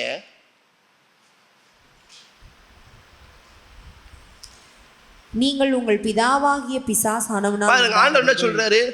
நீங்கள் உங்கள் பிதாவாகிய பிசாசானவனால். அப்படின்னா என்ன அர்த்தம்? பிசாசின் பிள்ளைகள் அர்த்தம். பிசாச பெற்ற பிசாசு அவர்களை என்ன செய்யவில்லை, கற்பந்தரித்து அவங்களை என்ன செய்யவில்லை, உண்டாக்கவில்லை. ஆனால் ஆண்டவர் என்ன சொல்றாரு? நீங்கள் பிசாசின் உங்கள் தகப்பனாகிய பிசாசானவனால் என்று ஆண்டவர் சொல்றார். ஏன் அப்படி சொல்றாரு? இங்க ஆவியில சொல்லப்படுகிறது, ஆவியில சொல்லப்படுகிறது. பிசாசானுடைய பிள்ளைகளா நீங்க இருக்கிறீங்க, உங்கள் தகப்பன் பிசாசானவனாய் இருக்கிறான். அப்படின்னா என்ன அர்த்தம்? மனுஷீகமா வரல, ஆனா பிசாசனுடைய ஸ்வாபங்கள் பிசாசை போலவே நீங்க எப்படி உங்க தகப்பனாகிய பிசாசை போலவே நீங்க இருக்கிறீங்க. அல்லேலூயா. நீங்க தொடர்ந்து 1 யோவானின் புஸ்தகம் 3ஆம் அதிகாரம் 8ஆம் வசனத்துல இருந்து வாசிங்க. 1 யோவான். பாவம் செய்கிறவன் பிசாசானால் உண்டாயிருக்கிறான், ஏனெனில் பிசாசானவன் ஆதி முதல் பாவம் செய்கிறான். பிசாசினுடைய கிரியைகளை அழிக்கும்படிக்கே தேவனுடைய குமாரன் வெளிப்பட்டார். தேவனால் பிறந்த எவனும் பாவம் செய்யான், ஏனெனில் அவருடைய வித்து அவனுக்குள் தரித்திருக்கிறது. அவன் தேவனால் பிறந்தபடியினால் பாவம் செய்ய மாட்டான். பாருங்க, தேவனுடைய வித்து உள்ள இருந்தால் அவனுக்குள்ள தரித்திருக்கும் பொழுது அவன் என்ன செய்ய மாட்டான்? பாவம் செய்ய மாட்டான். அதே அடுத்த வசனம், இதனாலே தேவனுடைய பிள்ளைகள் இன்னார் என்றும் பிசாசின் பிள்ளைகள் இன்னார் என்றும். பாருங்க, இப்ப ஆண்டவர் என்ன சொல்றாரு? என்ன சொல்லுது? தேவனுடைய பிள்ளைகள், பிசாசினுடைய பிள்ளைகள். இது ஆண்டவர் எந்த கோணத்துல சொல்றாரு?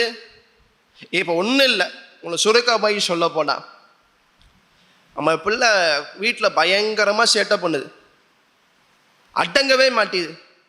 ஏன் இப்படி பிசாசு பிடிச்ச மாதிரி பண்ணிக்கிட்டு இருக்கிறேன்? அப்படி என்ன அர்த்தம்? பிசாசின் பிள்ளை மாதிரி பேசுறிய, பொய் சொல்றிய அப்படின்னா என்ன அர்த்தம்? பிசாசுடைய சுவாபங்கள் உனக்குள்ளாக இருந்து என்ன செய்யுது? கிரியை செய்து. இப்ப ஆண்டவர் என்ன சொல்றாரு? நீங்க தேவனுடைய பிள்ளைகளா இருந்தால் பரிசுத்த வித்தா இருப்பீங்க. பிசாசின் பிள்ளைகள்னா என்ன? பிசாசுடைய அந்த கெட்ட சுவாபங்கள், அருவருப்பின் சுவாபங்கள், பாவத்தின் சுவாபங்கள் எல்லாம் என்ன செய்யுது? உங்களுக்குள்ள செயல்படுது. உங்கள் தகப்பன் எப்படி இருக்கிறான்? பிசாசா இருக்கிறான். என்ன அர்த்தம்?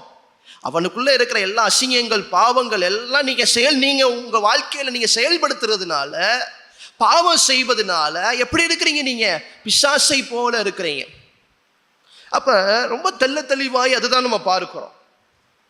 இன்னும் அப்போஸ்தலர் நடவடிக்கைகளின் புஸ்தகம் 13ஆம் அதிகாரம் 10ஆம் வசனத்தை வாசிக்கும் பொழுது, அப்போஸ்தலர் நடவடிக்கைகள் 13:10, எல்லா கபடும் எல்லா பொல்லாங்கும் நிறைந்தவனே, பிசாசின் மகனே, நீதிக்கெல்லாம் பகைங்கனே, கர்த்தருடைய செம்மையான வழிகளை புரட்டுவதில் ஓய மாட்டாயோ? அல்லேலூயா.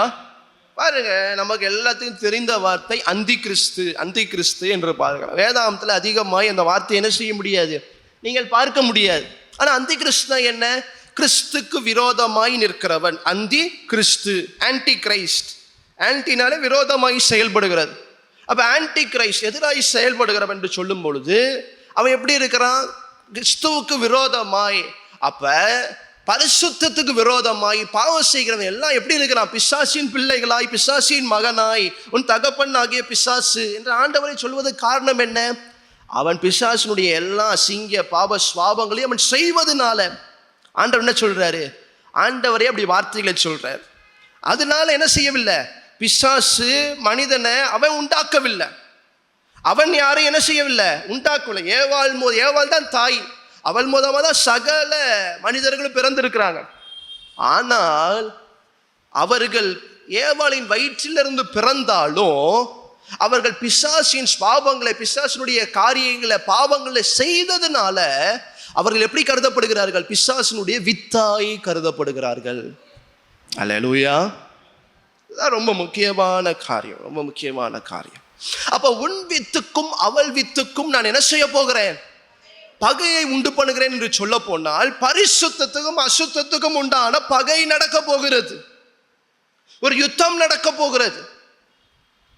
உன்னுடைய பாவத்தினால, உன்னுடைய அக்கிரமத்தினால நீ யாரையே கெடுக்க போறியோ அது ஒரு கூட்டமாகவும், என்னுடைய பரிசுத்த ஜனமாக ஒரு ஜனத்தை இதே ஏபாலின் வித்தின் மூலமாக என்ன செய்ய போகிறேன்? கொண்டு வர போகிறேன். 2 பேருக்கும் யுத்தம் நடக்க போகிறது. அல்லேலூயா. சரி, இப்ப பிசாசானவனுக்கு ஆண்டவர் அதுல வேற என்ன சொல்லிட்டாரு? இந்த யுத்தத்தையும் சொல்லிட்டாரு, இந்த யுத்தத்துக்கு உண்டான முடிவையும் சொல்லிட்டார். யுத்தத்தை மட்டும் சொல்லாம, யுத்தத்தை சொல்லிட்டு இந்த யுத்தம் நடந்துகிட்டே இருக்கும் அப்படின்னு மட்டும் சொல்லல. இந்த யுத்தம் முடிவு பெறும். அந்த முடிவில் உன் தலை நசுக்கப்படும். யுத்தத்தை ஆரம்பிக்கும் பொழுதே யுத்தத்தினுடைய முடிவு நமக்கு தெரியும். அல்லேலூயா. உன்னுடைய தலை நசுக்கப்படும். நீ அவர் குதிங்காலை நசுக்குவாய். இப்ப பிசாசானவனுக்கு யார் அந்த அவர்? யார் அந்த மனுஷன்? என்னை அழிக்க போகிற மனுஷன் யார்? என்னுடைய தலையை மிதிக்க போகிற மனுஷன் யார்? அல்லேலூயா என்பதுதான் அவனுடைய கேள்வி. யோசித்து பாருங்க, நம்ம ஒருத்தனை பிசாசனை எவ்வளவு தந்திரம் உள்ளவன் தெரியும், எவ்வளவு மோசமானவன் தெரியும். அப்ப ஆண்டவர் பிசாசனை கொல்ல, அவனை அழிக்க ஆண்டவர் ஒருவனை ஆயத்தப்படுத்துவாரே ஆகில் அவரை எப்படியாவது அழிக்க வேண்டும் என்பதுதான் பிசாசுடைய நோக்கமாயிருக்கும். ஏன்? அப்பதான் பிசாசை நான் பொழைச்சிக்க முடியும். ஏன்னா அவரை வச்சுதானே என்னை அழிக்க போறாரு ஆண்டவர். அப்ப என்ன செய்ய வேண்டும்? அவரை நான் அழிக்க வேண்டும். எனக்கு விரோதமாய் யார் என்னை தலையை நசுக்க போறாங்களோ அவங்களை நான் என்ன செய்ய வேண்டும்? அழிக்க வேண்டும். அதுதான் பிசாசுனுடைய திட்டம். இது ரொம்ப நேரம் கழிச்சுலாம் ஆரம்பிக்கல. உடனடியாக 4ஆம் அதிகாரத்துக்கு வாங்க. 4ஆம் அதிகாரம் ஆண்டவர் வாக்குத்தத்தம் பண்ணினபடியே 4ஆம் அதிகாரம் 1ஆம் வசனத்திலிருந்து வாசிக்க ஆரம்பிப்போம். ஆதாம் தன் மனைவியாகிய ஏவாளை அறிந்தான். அவள் கர்ப்பவதியாகி காயினை பெற்று கர்த்தரால் ஒரு மனுஷனை பெற்றேன் என்றாள். பாருங்க, காயின் முதலாவது குழந்தை யாரு? காயின். காயினுடைய பேர் என்ன? கர்த்தரால் ஒரு மனுஷனை பெற்றேன். அல்லேலூயா. தொடர்ந்து வாசிங்க. பின்பு அவனுடைய சகோதரனாகிய ஆபேலை பெற்றார். அப்ப இந்த வாக்கு தத்துவத்துக்கு பிறகு, இன்னும் சொல்ல போனா இந்த முதல் சுவிசேஷத்துக்கு பிறகு வருகிற முதல் சம்பவம் இதுதான். அந்த வயிற்றிலிருந்து, ஏவனுடைய வயிற்றிலிருந்து முதல் பிறக்கிறதான குழந்தைகள் யார் யாரு? காயினும் ஆபேலும் என்று பார்க்கிறோம். இப்ப தொடர்ச்சியாய் வாசிங்க. ஆபேல் ஆடுகளை மேய்க்கிறவனானான், காயின் நிலத்தை பயிரிடுகிறவனானான். சில நாள் சென்ற பின்பு காயின் நிலத்தின் கனிகளை கர்த்தருக்கு காணிக்கையாக கொண்டு வந்தான். ஆபேலும் தன் மந்தையின் தலையீற்றுகளிலும் அவைகளில் கொழுமையானவைகளில் சிலவற்றை கொண்டு வந்தான். ஆபேலையும் அவன் காணிக்கையும் கர்த்தர் அங்கீகரித்தார், காயினையும் அவன் காணிக்கையும் அவர் அங்கீகரிக்கவில்லை. பாருங்க, இங்க ஒரு சம்பவம் நடக்குது. தேவனிடத்துல அவங்க காணிக்கைகளை கொடுக்கிறதை பார்க்கிறோம். காயின் என்ன பண்றான்? நிலத்தின் கனிகளை கர்த்தருக்கு கொண்டு வருகிறான். ஆபேல் என்ன செய்கிறான்? தன்னுடைய மந்தையின் தலையீற்றுகளை அவன் என்ன செய்கிறான்? கொழுமையானவர்களை கொண்டு வருகிறான். இப்ப இதுல முக்கியமா நம்ம பார்க்கக்கூடியது, ஆண்டவர் எதை அங்கீகரிக்கிறார்? ஆபேலுடைய காணிக்கைகளை ஆண்டவர் அங்கீகரிக்கிறதை பார்க்கிறோம். இப்ப பிசாசானவன் அவன் புரிந்து கொள்கிறான், ஆபேல் தான் நம்மளை தலையில நசுக்க வந்த ஆண்டவர் உருவாக்கின நபர் என்று. ஆபேல் தான் ஆண்டவர் நம்முடைய தலையை நசுக்க உருவாக்கின நபர். ஏன்னா அவருடைய காணிக்கைகளை தான் ஆண்டவர் ஏற்றுக்கொள்கிறாரு என்று சொல்லி, இப்ப இந்த இடத்துல தான் முதல் பிசாசினுடைய வித்து யார் மூலியமா கிரியை செய்கிறது? காயினுடைய வாழ்க்கையில கிரியை செய்கிறது. காயினை வைத்தே ஆபேலை விட்டா நம்மளை கொன்றுவான், நம்முடைய தலையை நசுக்கி விடுவான் என்று சொல்லி, ஏன்னா பிசாசானவனுக்கு தெரியாது யாரு நம்முடைய தலையை நசுக்க போறான்னு தெரியாது. இப்ப அவர் வயிற்றிலிருந்து வந்த வித்து, முதல் வித்து இவங்க 2 பேரும் தான். இப்ப இந்த 2 பேர்ல ஒருத்தர் தான் என்ன செய்ய வேண்டும்? என்னை கொல்ல வேண்டும், என்னை நசுக்க வேண்டும், என்னை அழிக்க வேண்டும். என்னுடைய தலையை இந்த 2 பேர்ல யாரால் தான் ஒரு ஆள் தான் நசுக்க வேண்டும். அதுல முக்கியமாய் ஆண்டவர் ஆபேலுடைய காணிக்கைகளை அங்கீகரித்தவுடன் இப்ப தெரிஞ்சிருச்சு, இதுதான் ஏவாளுடைய வித்து. இந்த வித்தை வச்சுதான் என்ன செய்ய போகிறார் ஆண்டவர்? என்னுடைய தலையை நசுக்க போகிறார் என்று அவன் நினைத்து என்ன பண்றான்? காயின் மூலமாக அவனுடைய வித்து. இப்ப காயின் எப்படி மாறுகிறான்? பிசாசினுடைய வித்தாய் மாறுகிறான். பிசாசினுடைய வித்தாய் மாறி தன்னுடைய சகோதரனாகிய ஆபேலை கொன்று விடுகிறான். அல்லேலூயா. வாசிங்க. காயினையும் அவன் காணிக்கையும் அவர் அங்கீகரிக்கவில்லை. அப்பொழுது காயினுக்கு மிகவும் எரிச்சல் உண்டாகி அவன் முகநாடி வேறுபட்டது. அப்பொழுது கர்த்தர் காயினை நோக்கி, உனக்கு ஏன் எரிச்சல் உண்டாயிற்று? உன் முகநாடி ஏன் வேறுபட்டது? நீ நன்மை செய்தால் மேன்மை இல்லையோ? நீ நன்மை செய்யாதிருந்தால் பாவம் வாசற்படியில் படுத்திருக்கும். அவன் ஆசை உன்னை பற்றி இருக்கும், நீ அவனை ஆண்டு கொள்வாய் என்றார். இந்த வார்த்தை நீங்க எங்க பார்க்கலாம்? ஆண்டவர் ஏவாள்கிட்டே சொன்னார் இல்லையா, உன் ஆசை யாரை பற்றி கொண்டிருக்கும்? உன் புருஷனை பற்றி கொண்டா. தொடர்ந்து வாசிங்க. காயின் தன் சகோதரனாகிய ஆபேலோடே பேசினான். அவர்கள் வயல்வெளியில் இருக்கும் சமயத்தில் காயின் தன் சகோதரனாகிய ஆபேலுக்கு விரோதமாய் எழும்பி அவனை கொலை செய்தான். அல்லேலூயா. இப்ப நேரடியாய் நம்ம பார்க்கிறோம், பிசாசினுடைய வித்து பூமியில ஆரம்பித்து விட்டது. யார் மூலமாய்? காயின் மூலமாய். இப்ப ஆண்டவருடைய வித்து என்று, ஆண்டவருடைய வித்து கண்டிப்பா ஏவாளுடைய இன்னொரு குழந்தை மூலமா தான் வர முடியும். அந்த குழந்தை இப்ப என்ன ஆயிருச்சு? மரிச்சிருச்சு. யாரு? ஆபேல் மரித்து விட்டாச்சு. பாருங்க, இந்த காணிக்கையிலேயே நான் ஒரு சில வாரங்களுக்கு முன்பாக நான் ஒரு செய்தி எடுத்தேன்ல, ஆண்டவர் ஏன் காயினுடைய காணிக்கைகளை ஏன் ஆண்டவர் அங்கீகரிக்கல? ஏன் ஆபேலோடது அங்கீகரித்தார்? அவன் மிருக ஜீவன்களை கொண்டு வந்து, ரத்தம் சிந்தப்பட்ட மிருக ஜீவன்களை கொண்டு வந்து, இவன் காயின் வெறும் பழங்களை கொண்டு வந்ததுனாலயா? இவன் மிருக ஜீவன்களுடைய தலையீற்று, இவன் பழங்களை கொண்டு வந்ததுனாலயா? ஏன் ஆண்டவர் ஆபேலுடைய இதை அங்கீகரித்தார்? ஆபேல் எப்படிப்பட்ட கொண்டு வந்தான்? தலை சிறந்த பெஸ்ட், அவன் திறந்ததான சிறந்ததை கொண்டு வந்தான். ஆனால் காயினோ ஏதோ அவன்கிட்ட இருந்த காரியங்களை தேவனிடத்தில் என்ன வந்தான்? கொண்டு வந்து சேர்த்ததை. இதை கொடுத்து நான் ஒரு செய்தி எடுத்தேன். எத்தனை பேருக்கு ஞாபகம் இருக்கு? அல்லேலூயா. அப்ப அப்ப பாருங்க, உங்களிடத்துல இருக்கிறதான சிறந்ததை தேவனிடத்தில் என்ன செய்ய வேண்டும்? கொடுக்க வேண்டும் என்று சொல்லி நான் ஒரு செய்தி எடுத்து அப்ப பாருங்க ஆண்டவர் எண்ணிக்கைகளையோ எப்படிப்பட்டு என்ன காரியத்தை பார்ப்பதோடு ஆண்டவர் இருதயத்தை பார்க்கிறவராய் அவர் ஆரம்பத்திலிருந்தே இருக்கிறதை பார்க்கிறோம். இப்போ ஏவாள் இடத்துலேருந்து வந்தது 2 பேர். இப்போ இந்த 2 பேரில் பிசாசானவன் ஆபேலை, ஏவாளுடைய வித்து இதுதான் நம்மளை நசுக்கப் போகிறது என்று சொல்லி இப்போ ஆபேலை கொன்று விட்டான்.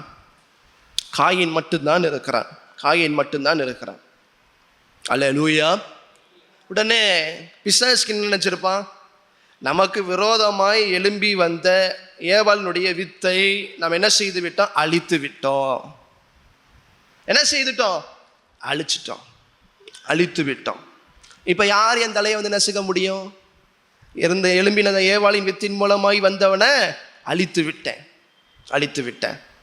இப்போ ஆண்டவர் இதை தொடர்ச்சியாய் நடந்த சம்பவங்களை பார்ப்போம். ஆண்டவர் நேரடியாக இப்போ காயின் இடத்துல வந்து பேசுகிறார். 9ஆம் வசனம் 10ஆம் வசனத்தை கூட வாசிக்கும் பொழுது, கர்த்தர் காயினை நோக்கி, உன் சகோதரனாகிய ஆபேல் எங்கே என்றார். அதற்கு அவன், நான் அறியேன், என் சகோதரனுக்கு நான் காவலாளியோ என்றான். பாருங்க, ஆண்டவர் என்ன கேட்கிறார்? உன் சகோதரன் ஆபேல் எங்கப்பா? இதே கேள்விதான் ஆண்டவர் என்ன கேட்டார்? 3ஆம் அதிகாரம் 9ஆம் வசனத்துல ஆதாம் ஏவாளை பார்த்து கேட்டார், நீங்க எங்க இருக்கிறீங்க? 13ஆம் வசனத்துல ஏவாளை பார்த்து ஆண்டவர் கேட்டார், நீ என்ன செய்திருக்கிறீங்க? நீ இப்படி செய்தது என்ன? அப்ப ஆண்டவர் கேள்விகளை கேட்கிறார். இதெல்லாம் நடந்த சம்பவங்கள் ஆண்டவருக்கு தெரியாதா? தெரிந்திருந்துதான் அவர் கேள்விகளை கேட்டார். இந்த வாரம் ஞாயிற்றுக்கிழமை சொன்னது பாரு, கலாத்தியர் சபை பண்ண காரியங்கள் எல்லாம் தெரியுமா? தெரிஞ்சுக்கிட்டே தான் இந்த 5 கேள்விகளை கேட்கிறார் அப்போஸ்தலனாகிய பவுல். அப்போ பாருங்க, இந்த இடத்துல ஆண்டவர் நேரடியாகி கேள்வி கேட்கிறார். 11ஆம் வசனத்தில் முதல் மனுஷன் தேவனுடைய நேரடியான சாபத்தை பெறுகிறான். சர்ப்பம் நேரடியான சாபத்தை பெற்றது. ஆதாமை தேவன் என்ன செய்யல? சபிக்கல. அதுக்கு பதில் என்ன ஆண்டவர் என்ன பண்ணாரு? பூமியை சபித்தார். ஆனா முதல் மனுஷன் தேவனுடைய நேரடியான சாபத்தை பெறுகிறது காயின். 11ஆம் வசனத்தை வாசிங்க. இப்பொழுது உன் சகோதரனுடைய இரத்தத்தை உன் கையிலே வாங்கிக் கொள். தன் வாயை திறந்த இந்த பூமியிலே நீ சபிக்கப்பட்டிருப்பாய். பூமி சபிக்கப்பட்டிருக்குல்ல. தகப்பனாகிய ஆதாமுக்கு எப்படி ஆண்டவர் என்ன சொன்னாரு? உன் நிமித்தமாக, 3:17 என்ன வாசித்தோம்? உன் நிமித்தமாக இந்த பூமி 3:17 இந்த பூமி எப்படிப்பட்டதா இருக்கும்? சபிக்கப்பட்டிருக்கும். பூமி உன் நிமித்தம் சபிக்கப்பட்டிருக்கும். ஆண்டவர் நேரடியாக ஆதாம சபிக்கல. ஆனால் இங்க என்ன பார்க்கிறோம்? நேரடியாய் இந்த பூமியில நீ சபிக்கப்பட்டிருப்ப. இது நேரடியாய் ஆண்டவர் முதலாவது சாபத்தை கொடுத்தது சர்ப்பத்திற்கு ஈடாய் ஒப்பாய் இருக்கிறது. ஆண்டவர் நேரடியாய் சர்ப்பத்தை பார்த்து சொன்னார், எல்லா நாட்டு காட்டு மிருக ஜீவன்களை காட்டிலும் நீ சபிக்கப்பட்டிருப்ப. இப்ப இந்த இடத்துல ஆண்டவர் காயினை சபிப்பதோடு காயினுக்கு பின்னாடி இருக்கிற அந்த சர்ப்பத்தை தான் ஆண்டவர் மீண்டும் சபிக்கிறார். மீண்டும் அதே சாபம் அவன் மேல வந்து விழுகிறது. இப்ப இந்த பிசாசின் வித்தின் மேல கடுமையான தேவனுடைய சாபம் வந்து விழுகிறது. அல்லேலூயா. இந்த சாபத்தின் வித்து எழும்புகிறதை பார்க்கிறோம். 16ஆம் வசனத்தை வாசிங்க. 16. அப்படியே காயின் கர்த்தருடைய சந்நிதியை விட்டு புறப்பட்டு ஏதேனுக்கு கிழக்கான நோத் என்னும் தேசத்தில் குடியிருந்தார். பாருங்க, ஆண்டவருடைய சந்நிதியை விட்டு புறப்பட்டு. எப்படி? இங்க ஆதாம் ஏவாள 3:24 வாசித்தோம்ல. எங்க ஆண்டவர் என்ன பண்ணாரு? 3:24 ஏதேன் தோட்டத்திற்கு கிழக்கே கேருபீன்களையும் வீசி கொண்டிருக்கிற சுடர்வேலிய பட்டயத்தையும் வைத்தார். இங்கே 4:16 என்ன வாசிக்கிறோம்? ஏதேனுக்கு கிழக்கான. அல்லேலூயா. ஆண்டவர் நேரடியாக சாபத்தை காயினுடைய வாழ்க்கையில கொண்டு வருகிறதை பார்க்கிறோம். இப்ப தேவனுடைய சந்ததியை அழித்து விட்டோம் என்று சொல்லி தேவனுடைய வித்து ஏவாளுடைய வித்து, அதுதான் தேவனுடைய வித்தாகவும் இருக்கிறது, பரிசுத்தத்தின் வித்தாய். இப்ப அதை அழித்து விட்டோம், நாம ஜெயித்து விட்டோம். இப்ப நம்ம தலையை நசுக்க யார் இருக்கா என்று பிசாசானவன் சந்தோஷப்பட்டு கொண்டிருக்கும் பொழுது 4ஆம் அதிகாரம் 25ஆம் வசனத்தை வாசிங்க. பின்னும் ஆதாம் தன் மனைவியை அறிந்தான், அவள் ஒரு குமாரனை பெற்று காயின் கொலை செய்த ஆபேலுக்கு பதிலாக தேவன் எனக்கு வேறொரு புத்திரனை கொடுத்தார் என்று சொல்லி அவனுக்கு சேத் என்று பெயரிட்டார். அல்லேலூயா. இவன் எவ்வளவு பெரிய ஆளு அப்படின்னா, நம்முடைய தேவன் எவ்வளவு பெரிய தேவன். நீ இவ்வளவு பெரிய திட்டத்தை போட்டு ஆபேலை கொல்வா என்றால் தேவன் எவ்வளவு பெரிய திட்டத்தை கொண்டவர். அவர் என்ன செய்கிறார்? ஆபேலுக்கு பதிலாக சேத்தை தேவன் உண்டாக்குறார். அதுக்கு தெளிவாக ஏவாள் என்ன சொல்றா? காயின் கொலை செய்த ஆபேலுக்கு பதிலாக தேவன் எனக்கு வேறொரு புத்திரனை, இந்த இடத்துல புத்திரனைன்னு சொல்லப்பட்டிருக்கு. எபிரேய வேதாமத்துல இதற்கு பெயர்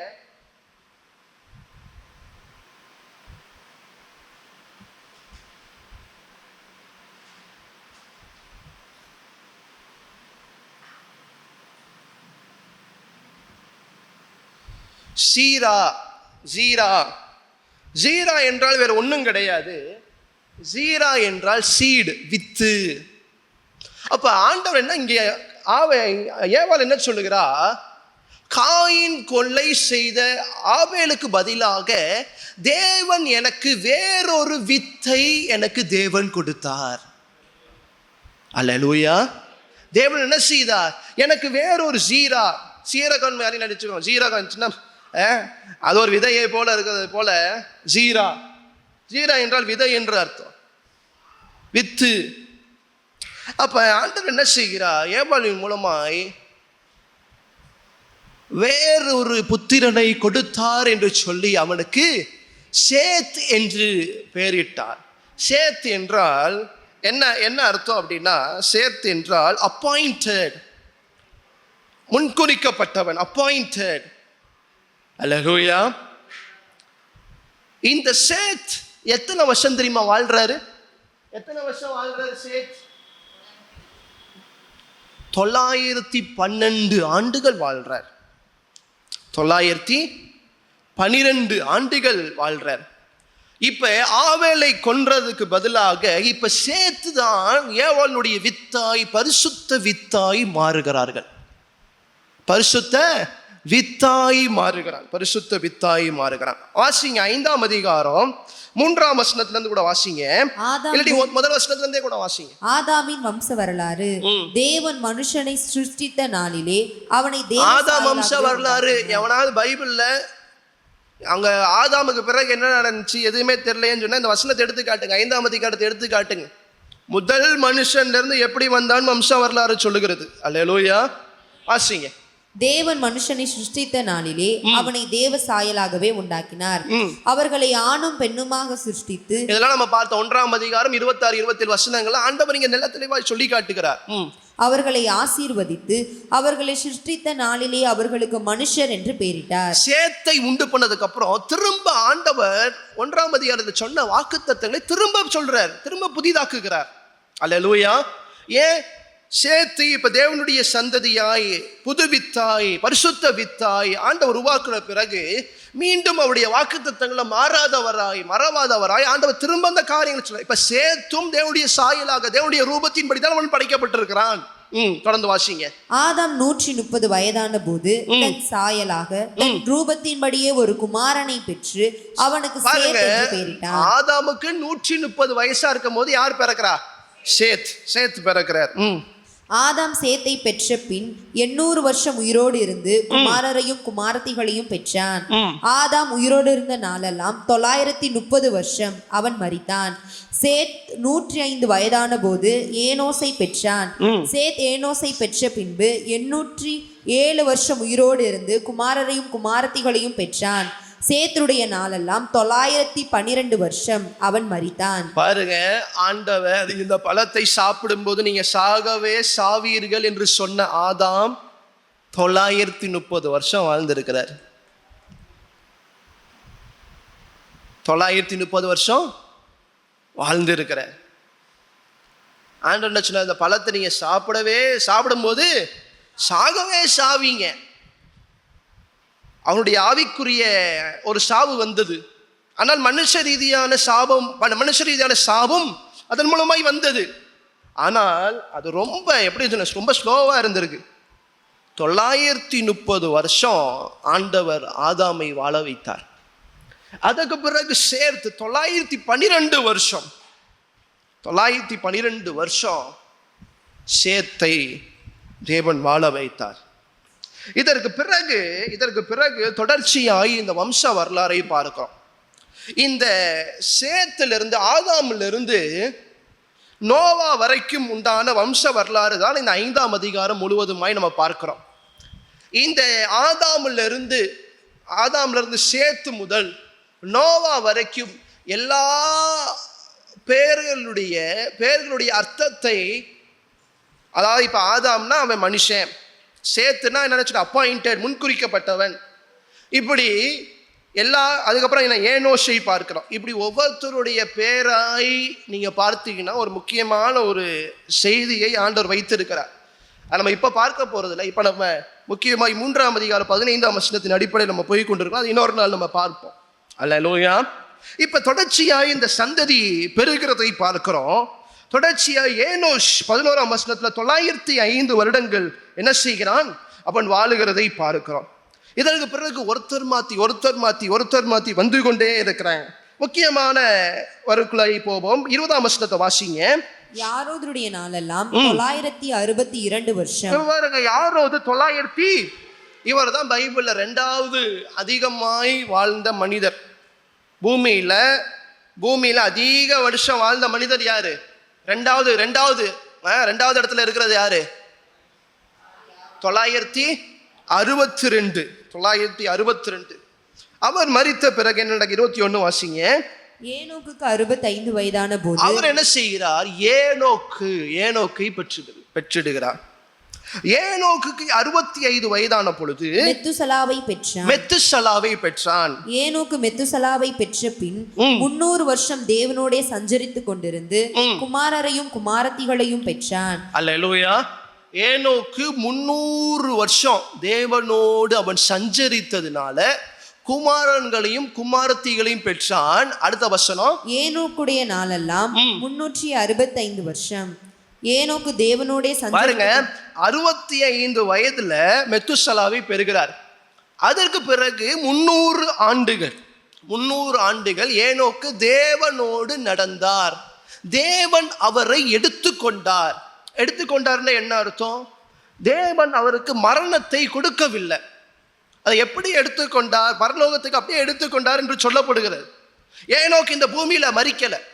அவர் 365 வயதான பொழுது தேவன் அவரை எடுத்துக்கொண்டாராம். 300 ஆண்டுகள் அவர் தேவனோடு இருந்தாராம்.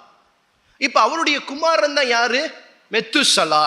இந்த மெத்துசலா தான் யாரு? உலகத்திலேயே அதிக ஆண்டுகள் வாழ்ந்த மனிதன். ஏன் இது நடந்தது? ஏனோக்கு தேவனுடைய காரியங்கள்ல 300 ஆண்டுகள் தேவனோடு அவன் நடந்ததுனால ஏனோக்கின் நிமித்தம் ஏனோக்கின் பிள்ளைகளாகிய முத்துசலாவுக்கு ஆண்டவர் இந்த பூமியிலே அதிக ஆண்டுகள் வாழ்வதற்கு உதவி செய்தார். 969 ஆண்டுகள்.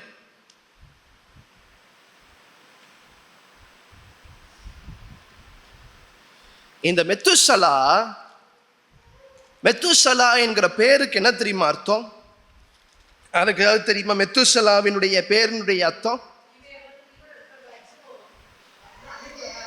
இவன் உயிரோடு இருக்கும் வரையில் முடிவு வராது. அல்லேலூயா. மெத்துசலா என்றால் இவன் உயிரோடு இருக்கும் வரை என்ன செய்யாது? ஏன் ஆண்டவர் மெத்துசலாவுக்கு இப்படி ஒரு பேர், ஏன் ஏனோக்கு இப்படி ஒரு பேரை வைத்தார்? ஏன் இப்படி ஒரு பேர்? அதான் சொல்லுவாங்க, வேதாகம ஆசிரியர்கள் சொல்லுவாங்க, மெத்துசலாவுக்கு அவர் வாழ்நாளில் எவ்வளோ நாள் முடியாமல் போயிருக்கோம், எவ்வளோ நாள் மரணத்துக்கு படுக்கையில் போயிருப்பார். இந்த 969 வருஷத்தில் ஒரு காய்ச்சல் வந்திருந்தா கூட சுற்றி இருக்கிறவங்களாம் பயந்துருப்பாங்க. ஏன்? இவர் மெத்துசலா மரிச்சிட்டா முடிவு வந்துருமே, மெத்துசலா மரிச்சிட்டா முடிவு வந்துருமே என்று சொல்லி மெத்துசலா இருந்த நாட்கள் எல்லாம் அவர் இருக்கிற வர முடிவு வராது என்கிறதான நிச்சயம் இருந்தது. இது ஏன் நம்ம பார்க்க போகிறோம்? தொடர்ச்சியை நீங்க பார்க்கும் பொழுது நான் அந்த நோவாவோட முடிச்சிடறேன், ஏன்னா அதுக்கப்புறம் தான் நம்ம அடுத்த வாரம் நம்ம அடுத்த மீதியான காரியங்களை பார்ப்பதற்கு நம்ம வசதியா இருக்கும். பாருங்க, அடுத்து என்ன பாருங்க, மெத்துசலா 28 பாருங்க. லாமேக்கு 152 வயது. லாமேக்கு யாரு? நோவாவுடைய தகப்பன். அடுத்து நோவா கர்த்தர் சபித்த பூமியிலே 29 கர்த்தர் சபித்த பூமியிலே நமக்கு உண்டான வேலையிலும் நம்முடைய கைகளின் பிரயாசத்திலும் இவன் நம்மை தேற்றுவான் என்று சொல்லி அவனுக்கு நோவா என்று பெயர். பாருங்க, இப்ப மெத்துசலானா என்ன? மெத்துசலானா முடிவு வரப்போகிறது, அழிவு. அவன் உயிரோடு இருக்கிற வரைக்கும் அழிவு வராது, அவன் மரிச்சிட்டானா அழிவு வரப்போகிறது. என்ன சொல்லப்படுகிறது?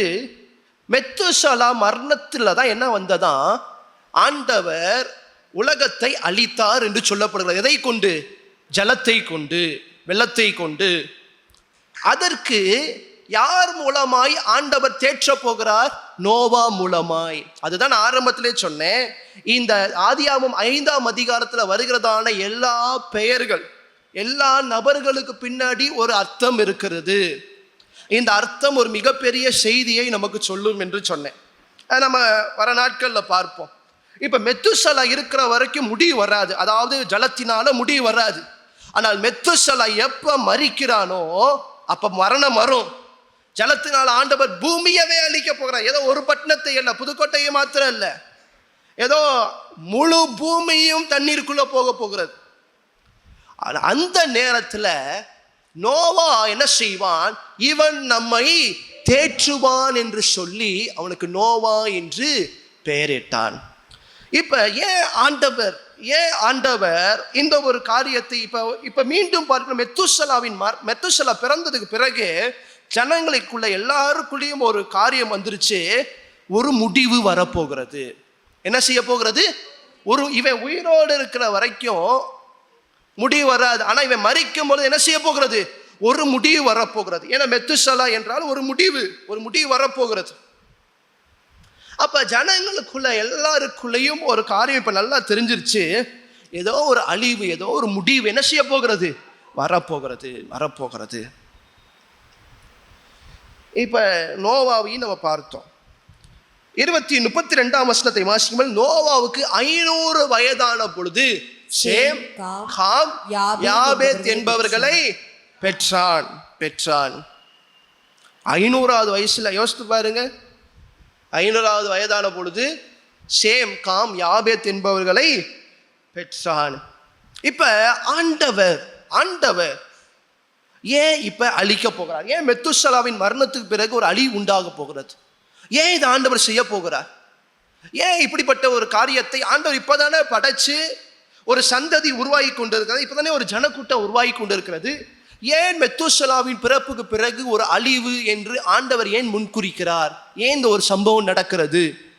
வாசிங்க 6ஆம் அதிகாரம் 1ஆம் வசனத்திலிருந்து வாசிங்க. மனுஷர் பூமியின் மேல் பெருக துவங்கி அவர்களுக்கு குமாரத்திகள் பிறந்த போது. இப்ப இந்த 5ஆம் அதிகாரத்தின்படி சந்ததி எத்தனை வருஷம் போயிடுச்சு? 912, 930 எல்லாம் வருஷங்கள் போய்கொண்டே இருக்கிறது. பல நாட்கள் போய்கொண்டே இருக்கிறது, பல ஆண்டுகள் போய்கொண்டே இருக்கிறது. ஜனங்கள் பெருகி கொண்டே இருக்கிறாங்க. தேவகுமாரர் மனுஷ குமாரத்திகளை அதிக சௌந்தரியம் உள்ளவர்கள் என்று கண்டு. இப்ப பாருங்க, தேவகுமாரர் மனுஷ குமாரத்திகளை அதிக சௌந்தரியம் உள்ளவர்கள் என்று கண்டு. இது ரொம்ப வேதாகமத்துல ஒரு முரணான ஒரு காரியமாய் சொல்லப்படுகிறது. யாரு? இந்த தேவகுமாரர் யார்? இந்த சன்ஸ் ஆஃப் காட் யார்? இந்த தேவகுமாரர். மனுஷ வம்சாவளியில பார்த்துக்கிட்டு இருக்கும் பொழுது யார் இந்த தேவகுமாரர்? தொடர்ந்து வாசிங்க. அவர்களுக்குள்ளே தங்களுக்கு பெண்களை தெரிந்து கொண்டார்கள். அப்பொழுது கர்த்தர், என் ஆவி என்றென்றைக்கும் மனுஷனோட போராடுவதில்லை, அவன் மாம்சம் தானே, அவன் இருக்க போகிற நாட்கள் 120 வருஷம் என்றார். இப்ப ஆண்டவர் மெத்துசலாவின் பிறகு ஆண்டவர் என்ன செய்கிறாரு? என் ஆவி இனிமேட்டு மனுஷனோட போராடிட்டு இருக்க முடியாது. ஏன்? மனுஷன் திரும்பி பாவத்தை செய்து கொண்டே இருக்கிறான். இந்த அசுத்தத்தின் வித்து, இந்த பிசாசின் வித்து, காயினுடைய வித்து தொடர்ச்சியாய் பரவி என்ன செய்து கொண்டிருக்கிறது? தேசத்தை, ஜனங்களை அழித்து கொண்டிருக்கிறது, பாவத்துக்குள்ளாக கொண்டு போய் கொண்டிருக்கிறது. 5ஆம் வசனத்தை படிங்க. மனுஷனுடைய அக்கிரமம் பூமியிலே பெருகினது என்றும், மனுஷனுடைய அக்கிரமம் பூமியில பெருகினது என்றும், அவன் இருதயத்தின் நினைவுகளின் தோற்றமெல்லாம் நித்தமும் பொல்லாததே என்றும் கர்த்தர் கண்டு, தாம் பூமியிலே மனுஷனை உண்டாக்கினதற்காக கர்த்தர் மனஸ்தாபப்பட்டார். அது அவர் இருதயத்துக்கு விசனமாயிருந்தது. அப்பொழுது கர்த்தர், நாம் சிருஷ்டித்த மனுஷனை பூமியின் மேல் வைக்காமல், பாருங்க, நான் சிருஷ்டித்த மனுஷனை பூமியின் மேல் வைக்காமல், மனுஷன் முதற்கொண்டு மிருகங்கள், ஊரும் பிராணிகள், ஆகாயத்து பறவைகள் பரியந்தமும் உண்டாயிருக்கிறவைகளை நிக்கிரகமம் பண்ணுவேன். நான் அவர்களை உண்டாக்கினது எனக்கு மனஸ்தாபமாய் இருக்கிறது என்றார். அல்லேலூயா. இப்ப இங்க நமக்கு 5ஆம் அதிகாரத்துல யாருடைய வம்சாவளியை பார்த்தோம்? ஆதாமை காட்டிலும் முக்கியமாய் சொல்ல போனா சேத்து பிறக்கிறாரு. சேத்துக்கு உண்டான ஜடத்தை பார்க்கிறோம். அந்த வம்சத்துல தான் வர்றது யாரு? நோவா. அந்த வம்சத்திலிருந்து வர்றது யாரு? இப்ப வேதாந்தத்துல சொல்லப்படாதான இன்னொரு வித்து யாரு? இந்த 5ஆம் அதிகாரத்துல வராத இன்னொரு வித்து யாரு? காயினுடைய வித்து. அந்த காயினுடைய வித்தினுடைய சந்ததி வேதாந்தத்துல என்ன சொல்லப்படல? இன்னும் சொல்லப்படல. புரியுதா? இப்ப நம்ம 5ஆம் அதிகாரம் இப்ப வாசித்த எல்லாருமே யாரு? ஏனோக்கிலிருந்து மெத்துசலாவுல இருந்து யாரு? இதெல்லாம் சேத்திலிருந்து ஆபேலுக்கு பதில் தேவன் என்ன செய்த வித்து. அந்த வித்திலிருந்து வந்த நோவாவை பார்க்கிறோம். ஆனால் இப்ப 4ஆம் அதிகாரத்துல பாவம் செய்து சபிக்கப்பட்ட காயினுடைய வித்து இருக்கிறது. அந்த வித்தினுடைய வம்ச வரலாறை இதுல நம்ம பார்க்கல. இப்ப 6ஆம் அதிகாரம் 4ஆம் வசனத்தை வாசிக்கும் பொழுது, அந்நாட்களில் ராட்சசர் பூமியிலே இருந்தார்கள். பின்பு தேவகுமாரர் மனுஷகுமாரத்திகளோட கூடுகிறதினால் இவர்கள் அவர்களுக்கு பிள்ளைகளை பெற்றபோது இவர்களும் பூர்வத்தில் இங்கிலீஷ்ல போடு, பேர் பெற்ற மனுஷராகிய பலவான்கள் ஆனார்கள். அல்லேலூயா. இங்கிலீஷ்ல பார்க்கும் பொழுது நெபித்லீம் என்று ஒரு வார்த்தை போடப்பட்டிருக்கிறது. தமிழ்ல அது இல்லை. தமிழ்ல நெஃபிலிம் என்கிற வார்த்தை இல்லை. ஆனால் தமிழ் என்ன பட்டிருக்கு? ராட்சதர்கள் பூமியிலே இருந்தார்கள் என்று போடப்பட்டிருக்கிறது. இங்கிலீஷ்ல நெஃபிலிம் என்று இருக்கிறது. இதுல இரண்டு முக்கியமா, இது மிக மிக மிக குழப்பமான ஒரு காரியம். எப்படி இந்த தேவகுமார்கள் யார் இந்த நெஃபிலிம் என்று சொல்லி இரண்டு காரியங்கள் சொல்லப்படுகிறது. முதல் காரியம் எப்படி இந்த ராட்சதர்கள், இந்த தேவகுமாரர்கள் எப்படி வந்திருக்கக்கூடும், எப்படி அவங்க பூமியில வந்திருக்கக்கூடும்? முதல் காரியம் பரலோகத்திலிருந்து விழுந்ததான சாத்தான், லூசிஃபர் என்ன செய்தான்? அவனோடு கூட 1/3 ஆகிய சாத்தான் கூட்டத்தையும் சேர்த்து கொண்டு என்ன செய்தான்? பூமியில வந்து விழுந்தான். அப்படி அவன் பூமியில விழுந்த பொழுது எல்லாரும் லூசிஃபர் கிடையாது. பலவிதமான தூதர்கள் கூட்டத்துல அவனோடு இணைத்து கொண்டு என்ன செய்தான்? அவன் தேவனுக்கு விரோதமாக எழும்பினான். தேவன் அவனை கீழே தள்ளி போட்டார். சாத்தான் மின்னலை போல கீழே விழுந்தான். அப்படி கீழே இந்த சாத்தானுடைய விழுந்தவர்கள் அவர்கள் ஏவாளோடு இணைந்து ஒரு சந்ததியை உருவாக்கி இருக்கக்கூடும் என்று ஒருதர் சொல்லப்படுகிறது. சரியா? இது ஒரு வகையான ஒரு இது. இரண்டாவது காரியம், இந்த முதல் காரியத்திலேயே இவர்கள் பாதி தூதர்கள் பாதி மனிதர்கள் என்றும் சொல்லப்படுகிறது. சரியா? இது முதலாவது பரவலாய் சொல்லப்படுகிறதான சத்தியம், இந்த நெஃபிலிம் யார் என்று சொல்லும் பொழுது. இரண்டாவது பெரும்பாலான போதகர் அங்கீகரித்ததான ஒரு சத்தியம் என்று சொல்ல போனால், இந்த நெஃப்தலிம் யார் என்று சொல்ல போனால், சேத்தினுடைய குமாரத்திகள் காயினுடைய குமாரர்களோடு இணைந்து வந்தவர்கள் என்று சொல்லப்படுகிறது. சேத் யாரு? பரிசுத்த வித்து. காயின் யாரு? அசுத்தத்தின் வித்து, பிசாசின் வித்து. அப்ப காயினுக்கு வம்சாவளி பைபிள்ல இல்லை.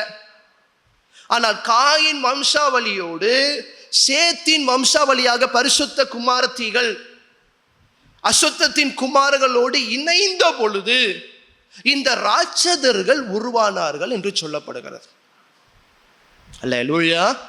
இந்த ராட்சதர்கள் வேதாந்தத்தில் தொடர்ந்து கொண்டே வருகிறாங்க. கோலியாத்தை பார்க்கிறோம், பெலிஸ்தியர்களை பார்க்கிறோம். இவர்கள் எல்லாம் இந்த ராட்சதர்களின் அசுத்தத்தின் கூட்டமாய், பிசாசினுடைய வித்தின் கூட்டமாய் இருக்கிறதாய் சொல்லப்படுகிறது. இந்த இரண்டு சத்தியங்கள் தான் சத்தியம் சொல்ல முடியாது, இரண்டு பார்வைகள், இரண்டு கண்ணோட்டங்கள். இதில் முதலாவது சொல்லப்படுகிற கண்ணோட்டமும் இருக்கிறது, இரண்டாவது சொல்லுகிற கண்ணோட்டமும் இருக்கிறது. இதில் நம்ம எல்லாரும் அதிகமாய் புரிந்து கொள்கிற அளவுக்கு இருக்கிறதான கண்ணோட்டம் இது. இந்த இரண்டாவது கண்ணோட்டம், சேத்தினுடைய குமாரத்திகள் காயினுடைய குமாரர்களோடு இணைந்து வந்ததான சந்ததி. இவர்கள் தான் என்ன செய்தாங்க? பூமியை முற்றிலுமாய் கரைப்படுத்தி விட்டார்கள். ஏன்னா நம்ம நினைக்கிற மாதிரி கொஞ்சம் வருஷங்கள், பல நாட்கள் ஓடிடுச்சு, பல ஆண்டுகள் ஓடிடுச்சு. இப்படிப்பட்ட சூழ்நிலையில இப்ப ஆண்டவர் என்ன நினைக்கிறாரு? இந்த பூமியில என்னுடைய ஆவி இனிமேட்டு என்ன செய்யாது? மனுஷனோடு போராடாது. நான் என்ன செய்ய போகிறேன்? 6ஆம் அதிகாரம் 6ஆம் வசனத்துல வாசிக்கும் பொழுது ஆண்டவர் என்ன சொல்றாரு?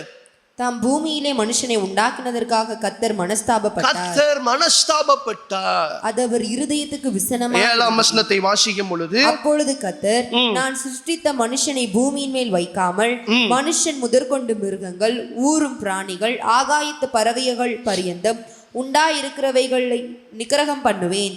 நான் சொல்றாரு, நான் எதெல்லாம் படைச்சனோ அதை எல்லாத்தையும் நான் நிக்கிரகம் பண்ண போறேன், எல்லாத்தையும் அழிக்க போகிறேன். ஒன்று விடாம எல்லாத்தையும் அழிக்க போறேன். எதுவுமே எனக்கு பார்வைக்கு சரியில்லை, இனிமேட்டு நான் போராடிட்டு இருக்க முடியாது, நான் அழிக்க போகிறேன். இப்ப ஆண்டவர் அழிக்க போறேன்னு முடிவு எடுக்கும் போது பார்க்கிறாரு, இந்த சேத்தின் வித்தாகிய நோவா மட்டும் எப்படி இருக்கிறாரு? நோவாவுக்கோ கர்த்தருடைய கண்கள்ல கிருபை. அவ்வளோ லட்சக்கணக்கில் இருந்தாங்களா, எவ்வளோ இருந்தாங்க நமக்கு தெரியாது, பூமியில நிரம்பிட்டாங்க இப்பவே. அப்படிப்பட்ட ஜனக்கூட்டத்தின் மத்தியில ஒரே ஒருத்தன் நோவாவை மாத்திரம் ஆண்டவருடைய கண்கள்ல கிருபை கிடைத்தது. தொடர்ந்து வாசிங்க 9. நோவாவின் வம்ச வரலாறு. நோவா தன் காலத்தில் இருந்தவர்களுக்குள்ளே, பாருங்க, தான் காலத்தில் இருந்தவர்களுக்குள்ளே நீதிமான் உத்தமன் தேவனோடு சஞ்சரித்தவன். நோவா எப்படிப்பட்டவன்?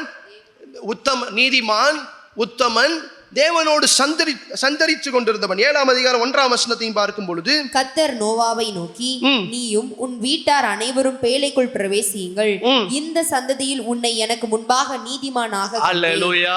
இப்ப ஆண்டவர் என்ன சொல்றாரு? நான் பார்த்ததுலே நீ ஒருத்தன் தான்ப்பா. நான் அழிக்க போகிறேன், நான் பூமியை அழிக்க போகிறேன். ஆனா அந்த அழிக்க போகிற பூமியில உன்னை மட்டும் நான் என்ன செய்ய போகிறேன்? நான் நீதிமானாய் பார்த்திருக்கிறேன். அதனால உன் சந்ததியின் மூலமாக, இந்த நீதிமானின் சந்ததியின் மூலமாக நான் என்ன செய்ய போகிறேன்? தொடர்ந்து ஜனங்களை உண்டாக்க போகிறேன். அல்லேலூயா. 5ஆம் வசனத்தை வாசிக்கும் போது, தேவன் நோவா தனக்கு கர்த்தர் கட்டளையிட்டபடி எல்லாம் செய்தான் என்று பார்க்கிறோம். இதுல முக்கியமாக 6ஆம் அதிகாரம் 17ஆம் வசனத்துல ஆண்டவர் என்ன சொல்றாரு? வானத்தின் கீழே ஜீவ சுவாசமுள்ள சகல மாம்ச ஜந்துக்களையும் அழிக்க நான் பூமியின் மேல் ஜல பிரயாணத்தை வர பண்ணுவேன், பூமியில் உள்ள யாவும் ஆண்டு போம். அல்லேலூயா. ஆண்டவர் என்ன சொல்றாரு? பூமியில் உள்ள சகலத்தையும் நான் என்ன செய்ய போகிறேன்? வானத்துக்கு கீழே என்றால் பரலோகத்துக்கு கீழே இருக்க சகலத்தையும் நான் அழிக்க போகிறேன். நான் மாண்டுகள், நீ மட்டும் காப்பாற்றப்படும், உன் நிமித்தமாய் உன் குடும்பம் காப்பாற்றப்படும். ஏன்னா சந்ததி வேணும்ல. ஆண்டவர் சந்ததியை உருவாக்குவதற்காக பரிசுத்த வித்திற்காக நோவாவை மாத்திரம் ஆண்டவர் பாதுகாக்கிறதை பார்க்க முடிகிறது. கடைசி இதை மட்டும் நான் சொல்லிட்டு முடிக்கிறேன். பாருங்க, இப்ப நோவாவை காப்பாத்தியாச்சு. நோவாவை தேவன் காப்பாத்தி விட்டார். இப்ப பிசாசானவன் எங்க தான் இருக்கிறான்? அவனை இங்கிட்டு தான் சுத்திட்டு இருக்கிறான். அவன் என்ன நினைத்திருப்பான்? ஜனங்களை எல்லாரையும் கெடுத்துட்டோம், ஜனங்களை எல்லாரையும் கெடுத்தாச்சு, இப்ப ஆண்டவர் பூமியை அழிச்சிட்டார் என்று சொல்லும் பொழுதுதான் ஆண்டவர் நோவாவை மாத்திரம் அவருடைய பரிசுத்த ஜனமாய் ஆண்டவர் நிறுத்தி வைக்கிறார். சேத்தின் மூலமாய் நோவா. இப்ப என்ன நடக்குது? 9ஆம் அதிகாரத்துல மாத்திரம் படிச்சுட்டு நம்ம போயிடுவோம். நான் முடிச்சிடுறேன். 9ஆம் அதிகாரம் நம்ம இந்த நோவாவின் காரியங்கள் எல்லாம் நம்ம தனியாவே இன்னொரு நாள் பார்க்கலாம். ஆனா இப்ப நம்ம மெயினா நம்ம இப்ப இந்த 3ஆம் அதிகாரம் 15ஆம் ஆதியாகமம் 3:15 அடிப்படையில் நம்ம போய் கொண்டிருக்கிறதுனால நான் வேகமாய் போகிறேன். இந்த 3:18 இப்ப நோவாவுக்கு இப்ப ஆண்டவர் அழிச்சிட்டாரு. இப்ப பூமியில யார் மட்டும் தான் இருக்கா? நோவா, அவருடைய பிள்ளைகள் 3 பிள்ளைகள் மட்டும்தான் இருக்கிறாங்க. வாசிங்க 9:18 இருந்து வாசிங்க. பேழையிலிருந்து புறப்பட்ட நோவாவின் குமாரர் சேம், காம், யாபேத். 3 பேர் தான் இருக்கிறாங்க. 3 பேர் தான் இருக்கிறாங்க. காம் கானானுக்கு தகப்பன். இம்மூவரும் நோவாவின் குமாரர். இவர்களாலே பூமி எங்கும் ஜனங்கள் பரம்பினார்கள். அல்லேலூயா. இப்ப இவர்கள் மூலமாய் ஆண்டவர் என்ன பண்றாரு? நோவா பரிசுத்தமா இருந்தான், அவன் நீதிமானா இருந்தான், குற்றமற்றவனா இருந்தான், தேவன் சொன்னதெல்லாம் செய்தான். அதனால ஆண்டவர் பிரித்தெடுத்தாரு. இப்ப அவனோட 3 பிள்ளைங்க, இவர்கள் மூலமாய் ஆண்டவர் என்ன செய்ய போகிறார்? பூமியை நிரப்ப போகிறார் மீண்டும். அல்லேலூயா. தொடர்ந்து வாசிங்க. நோவா பயிரிடுகிறவனாகி திராட்சை தோட்டத்தை நாட்டினான். அவன் திராட்சை ரசத்தை குடித்து வெறிகொண்டு தன் கூடாரத்தில் வஸ்திரம் விலகி படுத்திருந்தான். இப்பதான் முக்கியமான காரியத்தை பார்க்கிறோம். ஆதியில ஆதாம் ஏவாள் என்ன செய்தாங்க? பழத்தை சாப்பிட்டு பாவத்தை செய்து, அவர்கள் சாப்பிட்ட பிறகு அவர்கள் வஸ்திரம் இல்லாமல் அவர்கள் எப்படி இருந்தாங்க? நிர்வாணமாய் இருந்தார்கள்.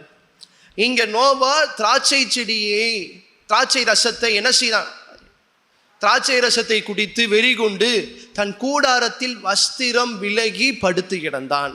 அந்த நிர்வாணம் அதே போல அங்க ஏதேன் தோட்டத்துல என்ன நடந்துச்சோ அது திரும்ப இங்க நடக்குது. பிசாசன் என்ன பண்றான்? திரும்ப தன்னுடைய காரியத்தை செயல்படுத்த துடிக்கிறான். அவனுக்கு என்ன? அவன் உயிரை பாதுகாக்கணும்ல, தேவன் நசுக்கி விடுவார்ல. இப்ப இத்தனை சந்ததி வந்துருச்சு, இத்தனை சந்ததியாய் அவன் பார்த்து கொண்டே இருக்கிறான். யார் நம்முடைய தலையை நசுக்க போறா என்று சொல்லி விரோதமாய் செயல்பட்டு கொண்டே இருக்கிறான். காயினுடைய சந்ததியை எழுப்புறான், தேசம் முழுக்க பரவ செய்யறான். ஆண்டவர் இப்ப எல்லாத்தையும் அழிச்சு போட்டுட்டார். இப்ப அவன் தொட்டா யார்கிட்ட தான் தொட முடியும்? அன்னைக்கு ஏவாள்ல எப்படி ஆபேல் காயின்ட்ட இருந்த 2 பேர்த்த காயினை தொட்டானோ, இப்ப அவன் எழும்பன்னு அடுத்து யார் மூலமா தான் எழும்ப முடியும்? இந்த 3 பேர்ல யாராவது ஒருத்தர் மேல கை வைக்கணும். என்ன செய்ய வேண்டும்? சேம், காம், யாபேத் இவர்கள் 3 பேர்ல என்ன செய்ய வேண்டும்? ஒருத்தரை தன்னுடைய வித்தாய் அவன் மாற்ற வேண்டும். ஏன்னா ஆண்டவர் என்ன செய்துட்டாரு? காயினுடைய வித்தை முழுவதுமாக இந்த பூமியில ராதபடி ஆண்டவர் அழிச்சு விட்டார். இப்ப என்ன நடக்குது? வாசிங்க. அப்பொழுது கானானுக்கு தகப்பனாகிய காம் தன் தகப்பனுடைய நிர்வாணத்தை கண்டு வெளியில் இருந்த தன் சகோதரர் இருவருக்கும் அறிவித்தான். அப்பொழுது சேமும் யாபேத்தும் ஒரு வஸ்திரத்தை எடுத்து தங்கள் இருவருடைய தோளின் மேலும் போட்டுக்கொண்டு பின்னிட்டு வந்து தங்கள் தகப்பனுடைய நிர்வாணத்தை மூடினார்கள். அவர்கள் எதிர்முகமாக இந்த சம்பவத்தை பிசாசனம் பார்த்துட்டான். இந்த நடக்கிற காரியத்தை பிசாசனன் பார்க்கிறான். இதுல 2 பேர் என்ன செய்கிறாங்க? தன் தகப்பனுடைய நிர்வாணத்தை மூடுறாங்க. அங்க ஆண்டவர் எப்படி மூடினாரோ இங்க அதே போல குமாரர்கள் 2 பேர் என்ன செய்கிறாங்க? மூடுறாங்க, நிர்வாணத்தை மூடுறாங்க. தொடர்ந்து வாசிங்க. அவர்கள் எதிர்முகமாய் போகாதபடியினால் தங்கள் தகப்பனுடைய நிர்வாணத்தை காணவில்லை. நோவா திராட்சை ரசத்தின் வெறி தெளிந்து விழித்தபோது தன் இளைய குமாரன் தனக்கு செய்ததை அறிந்து கானான் சபிக்கப்பட்டவன் தன் சகோதரரிடத்தில் அடிமைகளுக்கு அடிமையாய் இருப்பான் என்றார். சேமுடைய தேவனாகிய கர்த்தருக்கு ஸ்தோத்திரம் உண்டாவதாக. கானான் அவனுக்கு அடிமையாய் இருப்பான். யாபத்தை தேவன் விருத்தியாக்குவார். அவன் சேமுடைய கூடாரங்களில் குடியிருப்பான். கானான் அவனுக்கு அடிமையாய் இருப்பான் என்றார். அல்லேலூயா. இப்ப இந்த 3 பேர்ல பிசாசானவன் ஒருத்தரை இப்ப என்ன செய்து விட்டான்? மீண்டும் தன்னுடைய வித்தாய் மாற்றி விட்டான். ஆண்டவர் அழிச்சிட்டாரு. ஆனால் திரும்ப பிசாசானவன் எழும்பி தன்னுடைய வித்தாய் மாற்றிவிட்டான். அல்லேலூயா.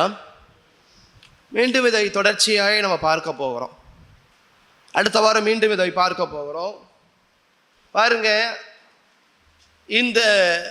இந்த வசனத்தின் அடிப்படையில் தான் முழு வேதாகமத்தின் காரியங்களும் ஓடுகிறது. ஒரே வசனத்தின் அடிப்படையில் முழு வேதாகமும் கதையும் ஓடுகிறது. அதுதான் சொன்னேன், இது மிக மிக மிக மிக முக்கியமான ஒரு வசனம். அல்லேலூயா. உன் வித்துக்கும் அவள் வித்துக்கும் பகையை உண்டாக்குவேன். அவர் உன் தலையை நசுக்குவார், நீ அவர் குதிங்காலை நசுக்குவாய். எப்போ இந்த யுத்தம் முடிய போகிறது எல்லாம் பார்க்க போகிறோம். அல்லேலூயா. தொடர்ச்சியாய் அடுத்த வாரம் தொடர்ச்சியாகி நம்ம பார்ப்போம். கடைசி வாரம் மட்டும் இருக்காதுன்னு நினைக்கிறேன். ஏன்னா கடைசி வாரம் ஏப்ரல் 30 வருகிறது. நமக்கு மே 1 நமக்கு முடிகிற ஜெபம் இருக்குது.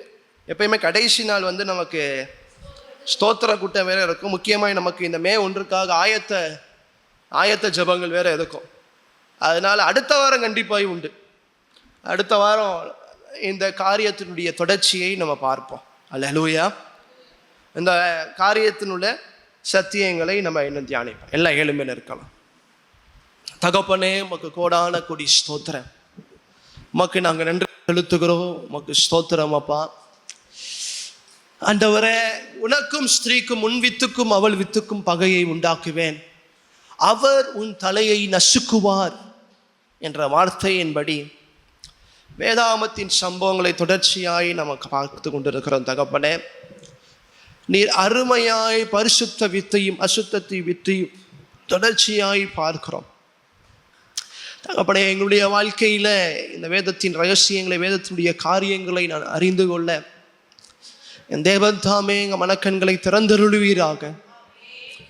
ஒரு விஷயாய் எங்களை முற்றிலுமாய் தாழ்த்துகிறோம், எங்களை முற்றிலுமாய் அர்ப்பணிக்கிறோம். நீர் மாத்திரம் எங்கள் மத்தியில் மகிமைப்படுகிறதற்காக உமக்கு ஸ்தோத்திரம். இயேசு கிறிஸ்துவின் ஈடேற்ற திருநாமத்தில் எங்களை முற்றிலுமாய் நாங்கள் தாழ்த்தி அர்ப்பணித்து ஜெபிக்கிறோம் எங்கள் ஜீவனுள்ள நல்ல பிதாவே.